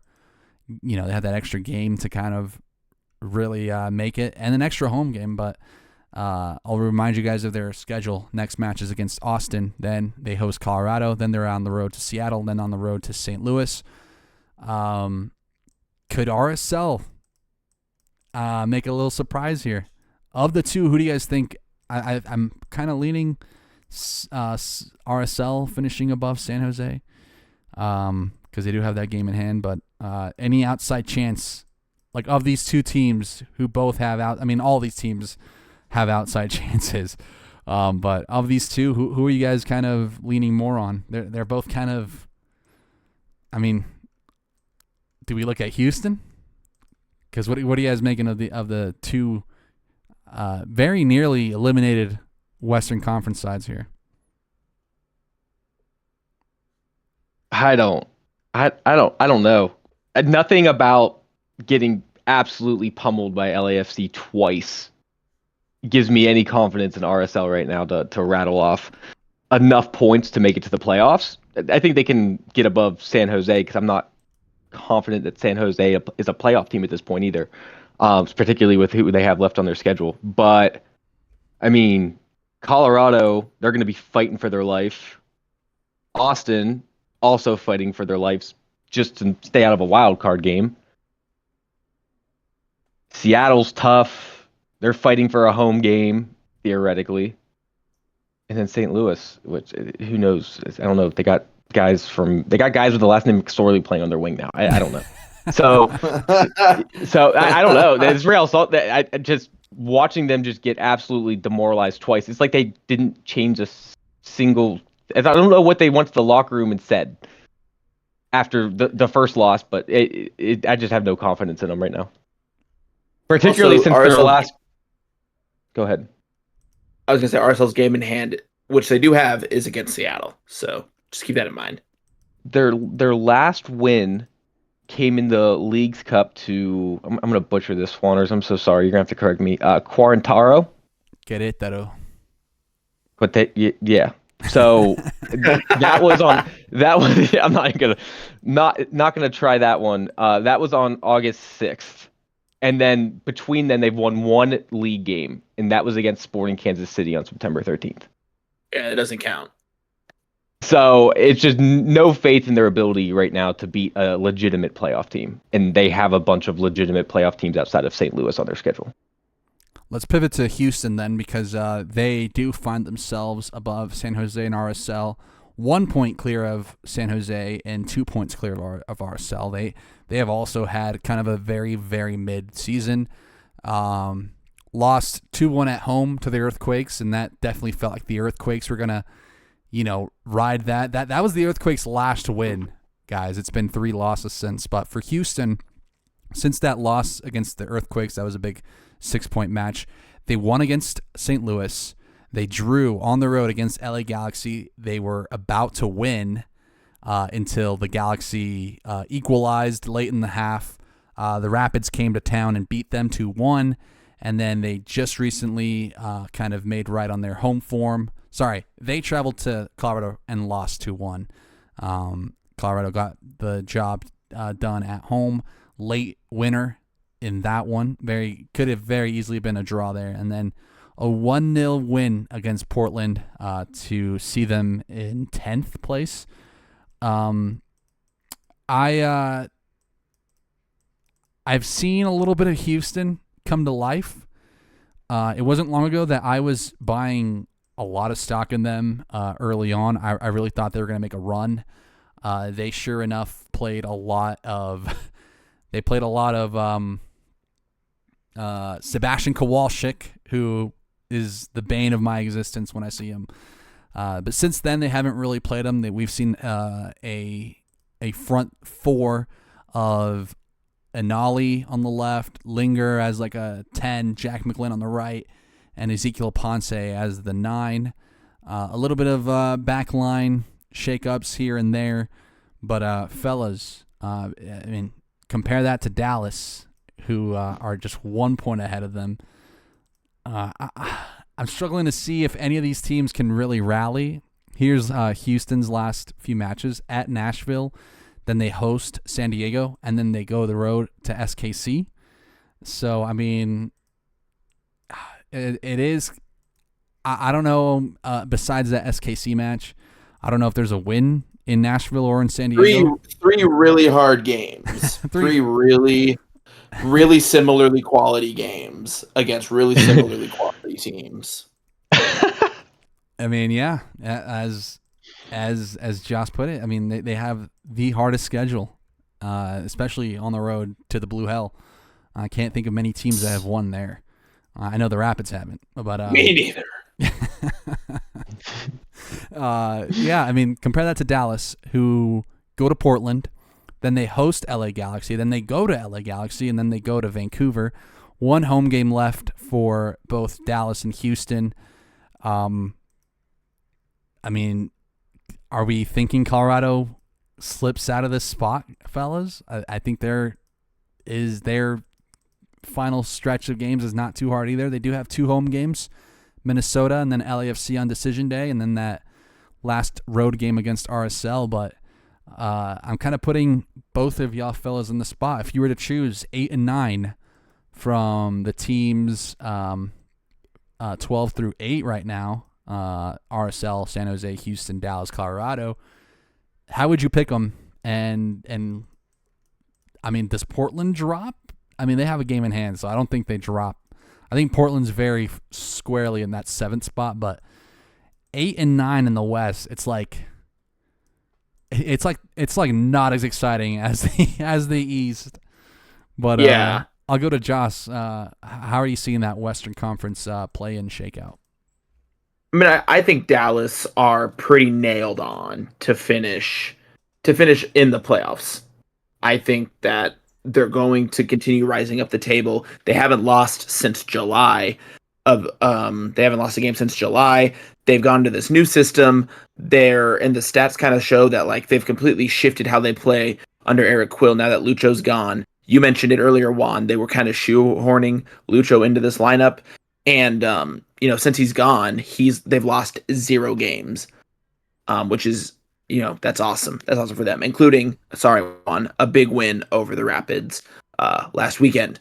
Eric Quill, what he's done with this team is he's made them defensive, and then they counter really hard and they counter really well. They are a top half team, actually, based on XG allowed per game since Acosta's left. So that just shows you that how much stronger they've become defensively now that they don't have to shoehorn that number 10 in there. So I'm really buying stock on Dallas to finish above the Rapids. I think they'll probably finish in 8th. above I think they'll the probably Rapids. finish in 8th. Yeah, I think so. They have a game in hand on Colorado as well, so they have a better goal difference by 7. So I don't know. Colorado could go out and a Vancouver against Philadelphia performance, and that goes away quick. I don't think they will, but it could happen. And then in terms of who's finishing in 9th, damn, I really want to see San Jose make the playoffs. I really do. I really want to see Bruce Arena ball. I want to see it. I don't think it'll happen. I don't think it'll be RSL. I think RSL are gonna miss out. I think so. It's just Houston, Colorado. Then your final. Yeah, I'm looking. Damn, that's tough, dude. That's really tough. I mean, shit. Oh my god. Okay, I'm closing my eyes. I'm just point at a team, and whatever team I point at is gonna finish in 9th. Okay, you guys ready for this? I already know the team. Sporting KC. I knew it. I think. Oh my god. I think it'll probably be Houston. I'm gonna say it'll be Houston. We're gonna have a Texas, a Copa Tejas derby in the play-in game, in the Western Conference first round of the playoffs. That's my take. Man, that would be such an epic fail from Colorado, given where they're at right now. It'll be an epic play-in game though. Yeah, I wouldn't doubt that, honestly, because, I mean, these two, Houston and Dallas, have had some bangers this season. I'm going to go to you, Daniel. Pick your 8th and 9th in the West. How do you see it shaking out? Would it be crazy if I said FC Dallas 7, Portland 8, Colorado Rapids 9? Whoa. I mean, that's kind of where I'm leaning right now. I don't think that's crazy. That would be crazy. Like it would be like if it happened, people would be like, "Wow, like Portland really shit the bed here." I mean, they're gonna have a chance to square that off in the next match day, because Portland will play Vancouver tomorrow at Vancouver, and then they play Dallas. And Dallas is hot right now. Even if they walk away with a point, that puts Portland in trouble. I mean, tomorrow will be very, very telling. The midweek games we're at a point now where midweek games can just completely flip the dynamic of the table here. So I have a little bit more faith in the Portland Timbers. I'm sure Mr. Peterman does as well. Given, they did lose against Houston on the road, but that was always going to be a tough match for the Timbers. That FC Dallas game is really their last easy one. It's going to be everything, I think, that match, because I mean, sandwiched in between it is Vancouver and Seattle. So those games, and they're both on the road, so those games are just going to be heavily, a lot of emotion on them. And then Portland ends with San Diego, so maybe. But I mean, should we just get into the Portland conversation? Are we ready to move on with the bottom tiers, or is there anything else here on the bottom half of the West? St. Louis is not eliminated yet, but I'm not even gonna pretend they have a chance. Let's talk about Portland, fellas, because I like the talent. I do like the fact that they went out and got a guy in Christopher Velda, who I do quite rate. They got a guy in Mari Rojas, who I also rate. Their biggest issue right now is just trying to find the best balance, because unfortunately, as Rojas and Velda have found starting positions, David DaCosta has been relegated to the bench, and in this last match against Houston, he did start, but I'm wondering, did I have anyone on Portland here? I'll go over to Joss actually. Are you as down on Portland as Daniel is here? As good old Daniel is, I'm not. I've been a Portland believer this season, so I'm going to stick to my guns and say that I'm not. I don't think Portland will finish as low as. I think that they went out and spent big at the end of this summer transfer window, which I think they needed to do. Phil Neville has kind of gone out and he got the guys that he needed. He needed them to spend big, and they did that. So from that point of view, I don't think that Portland could do much more on the business side of things to finish above the play-in games. They just lost to Houston, which wasn't great. They haven't been on a great run of form. Really only beating the Red Bulls. But if you look at who they lost or drew to, they drew in Minnesota, which is difficult. They drew in San Diego, also not the easiest. They lost to Cincinnati. We all remember Jeremy's reaction to that. And they lost to Dallas, who were right at the start of the great run of form that we find them in. So from that point of view, it's not like they've had any major losses to really bad teams or teams close to them except for Houston. Now, with that being said, the rest of their schedule looks tough. Vancouver, Dallas, Seattle, San Diego. That is a hell schedule. So really, I wouldn't be surprised if they finished in ninth like Daniel's predicting. I think that is a pretty good prediction, but I have to stick to my guns and say that somehow they will squeak something out. I think they'll squeak something out of Vancouver. Like, yo, we're good. We're chilling. This is totally happening hypothetically, by the way. And then the run of form for Dallas will actually end in Portland this Saturday. Portland will show up and they'll show, hey, we're not a team to be messed with, and they'll get a 2-0 win against. And then the Sounders they go to Seattle and they'll lose to Seattle, and then the final game of the season, San Diego on decision day comes to Portland, and Portland gets a 1-0 to finish in 7th in the playoffs. That is my hypothetical. That won't happen, but I have to stick to my guns because this is a professional podcast. I mean, you're allowed to flip though if you're seeing something. No. They did get a 0-0 against San Diego, and that was going to be a rather tough one for them. So to kind of see them at home, I think the fact they have the 2 home games, is going to be beneficial to their ascent here. But I would love to hear what Jeremy would have to say about everything we just said. From me saying they'll drop to 8th to Josh saying that they would lose to Seattle. Yeah, and both of those things could happen. There is a world where that happens, but man, that the West is. I mean, it's tough because like from 8 down, none of these teams are.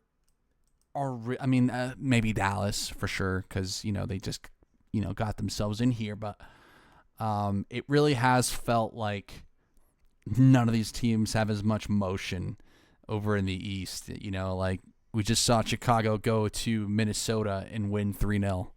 You know what I mean? I don't think any of these teams could go to a top Eastern Conference side and do that. So I think, I don't know if that's a symptom of the West. I don't know if that's just, the league, but not as inspiring. What is a little bit more fun is the top of the West. We talked about Austin, we talked about Seattle, and we talked about LAFC. Above LAFC is, of course, Minnesota, who did lose 3-0 at home. Vancouver, who has been, ever since that loss against San Jose, they've been on a 4-game unbeaten streak. 3-2 against St. Louis, that's 7-0 against Philly, the 2-0 against Sporting, and that is with a bunch of personnel missing. I asked you guys if we were ready for some Bilal Halbouni, and of course he has stepped into a very strong spot. And of course, can't forget San Diego FC, who did lose 3-1 against Minnesota and are coming off a 1-1 draw against Atlanta. With these 3 teams, I know LAFC is the team that's knocking right behind. I kind of want to get some temperature checks on all the teams here. First, we'll go over to San Diego. Joss, what'd you make of San Diego, and what are your general vibes with this team here? Look, if I'm saying, obviously they're going to make the playoffs, and they've had a really really historic season. I think they're probably out of contention for the Shield. That they've still had such an amazing expansion season. They're currently tied for the record for points in an inaugural season for an expansion side, and we don't need to mention the team that they're tied with. But they have they do have a few massively winnable games coming up as well. So I don't think that they'll quite make the Shield, but I think that they're pretty comfortable. I think that they can afford to, like, okay, we're not going to win the Shield. We've still done really well for ourselves this year. Vancouver are two games in hand on them, and are only 2 points behind them. So they're probably not going to finish top of the West either. So I think that San Diego, they can right now kind of afford to coast a little bit, rest their guys, just come for those top two spots in the West, and really just focus on getting past the first round of the playoffs, because we all know that is truly what matters in an expansion team. Not the points total or whatever people say. So San Diego, temperature check wise, they've kind of cooled off from the hot start, but they have 3 very winnable games left against, let me pull that up, against San Jose, Houston, and Portland. They're going to get the record for the best ever season by an expansion team, points wise, and now they just need to take this very inexperienced MLS playoff team and, like, sit them down, make them watch film over the last 15 years of the playoffs and say, crazy things happen, crazy goals have happened, crazy upsets have happened. Here's what we need to do so we make sure that we are not this whole season does not go to waste. So my temperature check is they can afford to cool it. Things are kind of out of their reach. They don't control their destiny in terms of the Shield, in terms of finishing top of the West or anything, but they do still have the chance to break the debut season points record by an expansion team, and they should focus now on getting used to the monster that is the MLS playoffs. Sponsored by Audi. Let's head over to Vancouver with Daniel here. How do you see Vancouver? Because I know Josh said they have the 2 games in hand, but do you think they make the most of those 2 games and overtake them? This is Vancouver's next schedule. They have Portland tomorrow. They have Seattle this weekend. Then they have San Jose. They go to Orlando, and then they host FC Dallas. So a good mix of, some, good games. It's going to be a tough road travel to Orlando. I could see dropped points there. But what are you making of Vancouver here as they try and chase first in the West? I am very, very happy with how Vancouver has turned their season around. They started off incredibly hot. They kind of thinned out a little bit after the Champions Cup, kind of hung around, had some games in hand, weren't super worried, but with the way they dominated the start of the season to where they kind of fell off to now and how they've raised their level back up has been the most impressive thing for me. And a lot of that is because of them being proactive in the transfer window this past summer to put them in this spot to compete for a Shield at this point and get that automatic buy-in for the CCC and get another crack at it. Like, these guys have really fought, and I feel like they've had a lot against them through that process. So, just to even be talking about them being in this position is pretty cool. Well, at least back in this position, in my opinion. Do I think they can do it? No. No. Not because the more interesting race I'm excited for is who makes the most of their 6. Is it going to be Vancouver or is it going to be LAFC? I think ultimately for this back half of the table, you have really, really tough ones against San Jose is going to be fighting for their life, or going to Orlando is going to be, that you can drop points there. Dallas fighting for their life. Seattle Sounders fighting for their life. This West is so, it's not as tight as the East, but it's still tight. And because of that, I don't know if they're going to be able to score goals in bunches like they've been consistently doing these last couple of weeks. I just don't know if I can see that. I don't know if it's just a flash in the pan yet, or if it's just like hey, these guys are legit again. You know what I mean? Like, I just don't fully trust them at this point. That's kind of how I'm feeling about San Diego.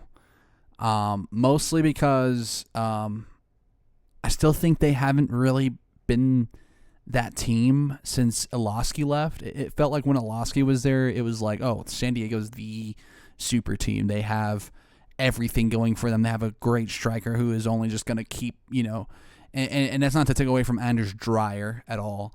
But I saw the stat that they had lost the XG battle in like 9 of their last 10 games. And of course, XG is not everything. It doesn't, it's not the thing that guarantees you the points. And I think that stat might now be 8 of the last 10 because their one loss against Minnesota in the last 5. That was kind of very telling for me in terms of where San Diego is at. And then for Minnesota to follow up that win with a loss against Chicago Fire, that kind of tempers Minnesota as well, who we haven't really talked about. And I think we've always been kind of like, yeah, Minnesota are just a de facto strong team in the West, right? But I think they've fallen off quite a bit. They don't have Kelvin. They didn't have Kelvin Yeboah in this match, so they're missing him. But they did sell Tani Oloashei, and so there's definitely some question marks there as to whether or not Mamadou or Dieng Mamadou is the rightful guy. I mean, this late in the season to get a guy like him rolling, it's like I think it's a lot to ask. I could see Minnesota comfortably falling to 4th and them being fine with that. But it's also like worth saying they also lost in the U.S. Open Cup match against Austin. So I can kind of see a little bit of a Minnesota hangover. Let's take a look at their games. They go to Colorado, then they host SKC, then they go to LA Galaxy. So they'll have all the reason to believe they can get points out of those 3 games. All teams below them in the standings. But when we're talking about ramping up for the playoffs, I think it's still LAFC that have all the momentum. Like it really feels like Minnesota, Vancouver, and San Diego clawed their way up here only for LAFC to say, all right, hold my beer. Let's go get Heung-min Son. Let's go make a final push for this shit. And that's really where we're kind of at. And honestly, I think I very much do think LAFC finished first in the West, given their schedule. Wow. Yeah, this is LAFC's schedule: at St. Louis, home to Atlanta, home to Toronto, at Austin, at Colorado. Those of the last 2 matches, I think they get points in one of the 2, if not both. They could get 2 strong draws there, and really make a claim for that top spot.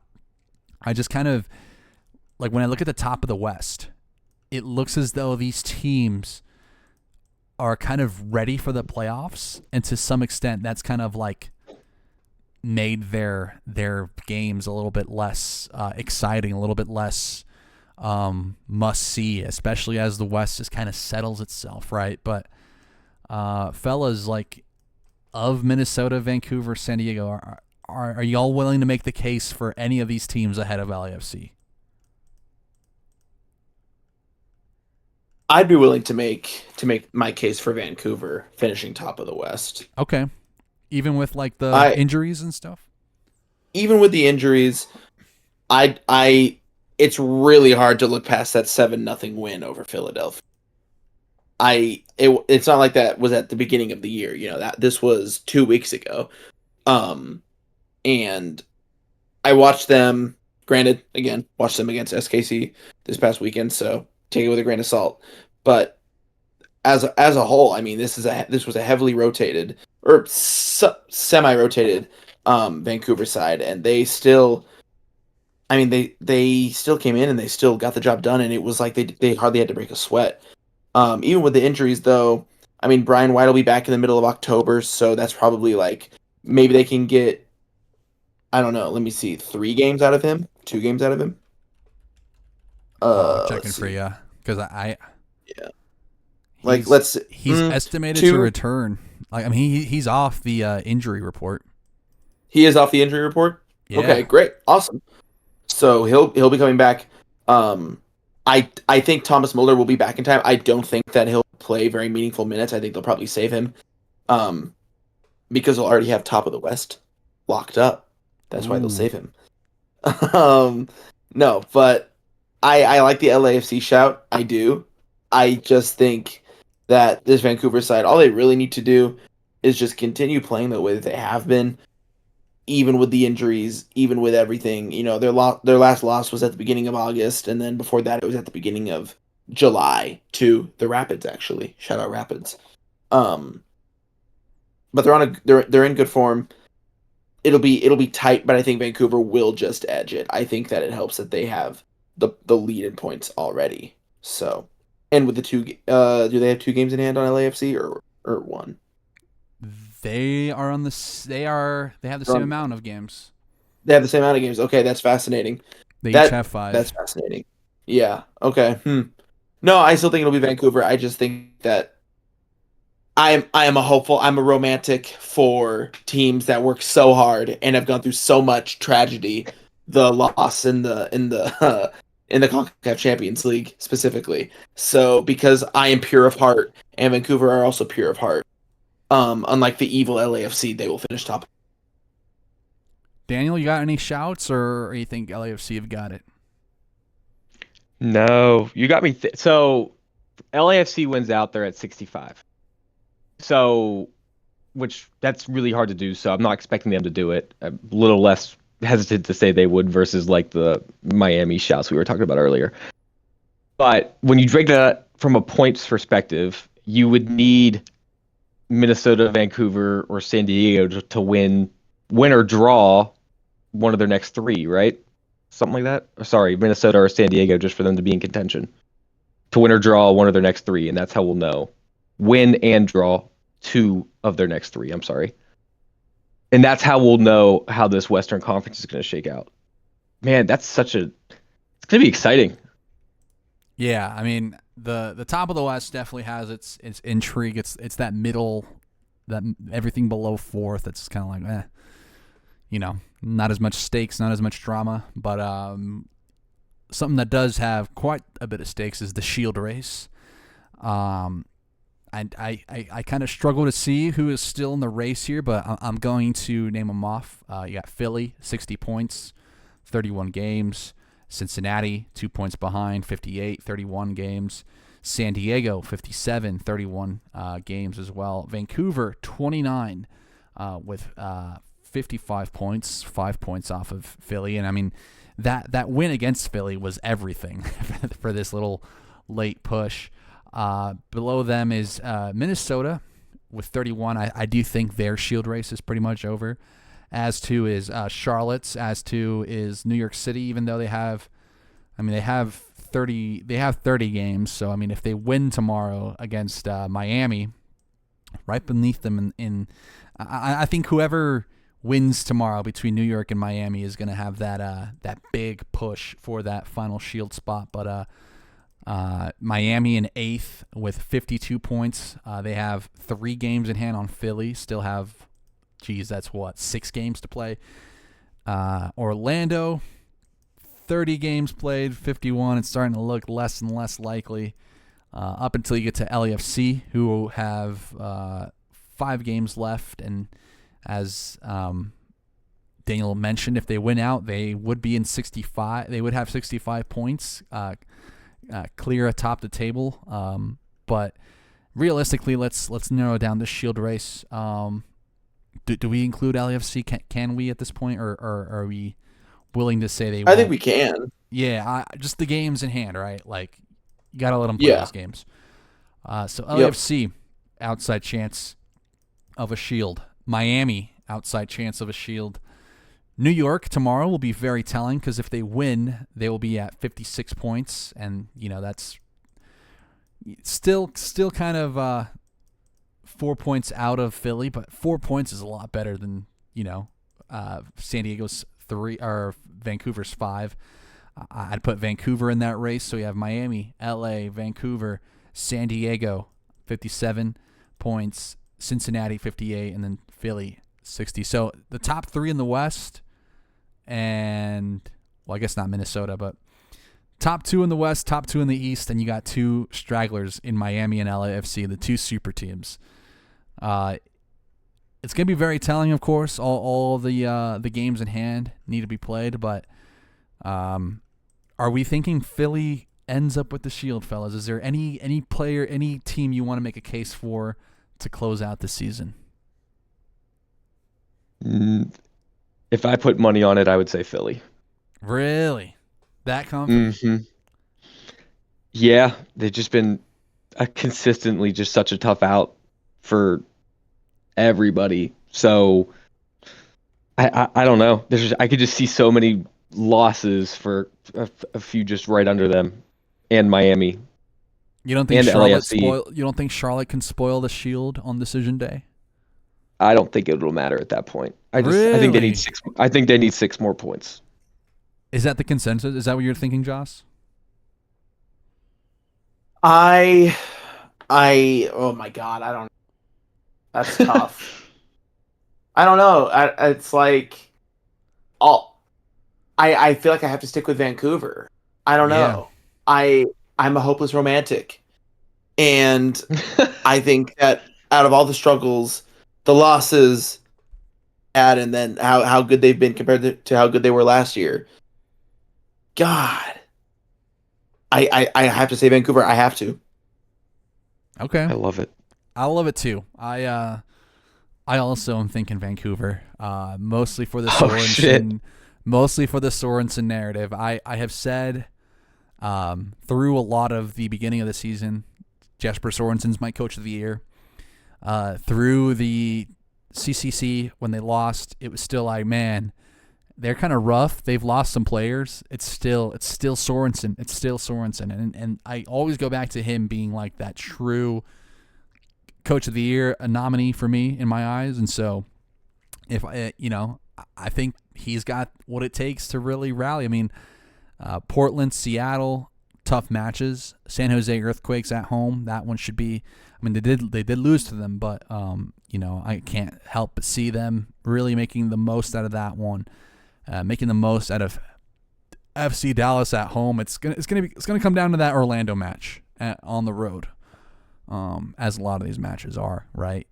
Just kind of how they play out. But man, I'm with Joss here. I will err on the romantic side, but I'm also looking at LAFC with a little bit of a, they're gonna steal it. It just feels like they're gonna steal it too. But of the teams right now in that race, I'd pick Vancouver ahead of Philly, and then LAFC ahead of Vancouver, I think. But not sure if they're at Shield standard quite yet. It's my little cop-out answer, I guess. I don't think they are. I agree. I don't think that they're at Shield standard. We'll see, though, right? I mean, they got an easy schedule. I think they have the easiest schedule of all of them, but got to play those games. They're not automatic victories. Fellas, we've reached the end of the podcast. Is there any final thoughts on the MLS that we need to share before we wrap this one up? No, just excited to see how this one shakes out. Daniel, where can they find you? You can find me on X, the Everything app, at VoxPro MLS. You'll see me on there as Major League Shill. Mr. Joss Bathtub? You can find me on X, the Everything app, at Josh Bathtub, as well as at Off to See the Wizards. We're also on Instagram and TikTok, if you want more specific Kansas City soccer stuff. Yeah, they're in a big playoff race. They've got some great content. We got some big games coming up. Yeah. We're looking at our playoff. Do we have to travel? Maybe. So there's a lot in the works for sure. Yeah, that Cancun trip's gonna be so good. for the first round. God. You can find me at Juanners.bsky.social on the Bluesky. I may or may not make a return to the Juanners 715 app just to start promoting the Football Manager streams that are right around the corner with the release of FM 26. Very, very, very excited for that. That'll probably be that'll probably hold down the fort content-wise for myself. But follow Box State Footy at Box State Footy. Go to boxstatefooty.com. Currently under construction, of course, but if you want to send an email, you can do so there. If you want to see the rest of the links, follow us there. Stay tuned to Box State Footy. We'll have a MLS preview and betting pod this upcoming week with Daniel and Jeremy. That is in the works. You can find Jeremy at Jeremy Peterman. I don't know his handle. CascadiaFC.com for Jeremy's work. Sports Guy Jeremy, I believe it is. It is Sports Guy Jeremy. I think it's jeremypeterman.bsky.social. That's the one I'm getting mixed up. But yeah, follow him. He wasn't on the pod, but sure enough, we'll make his return eventually once he figures out his work schedule. But yeah, thanks for tuning in to Outside the Box. We will see you when we see you. Bye-bye.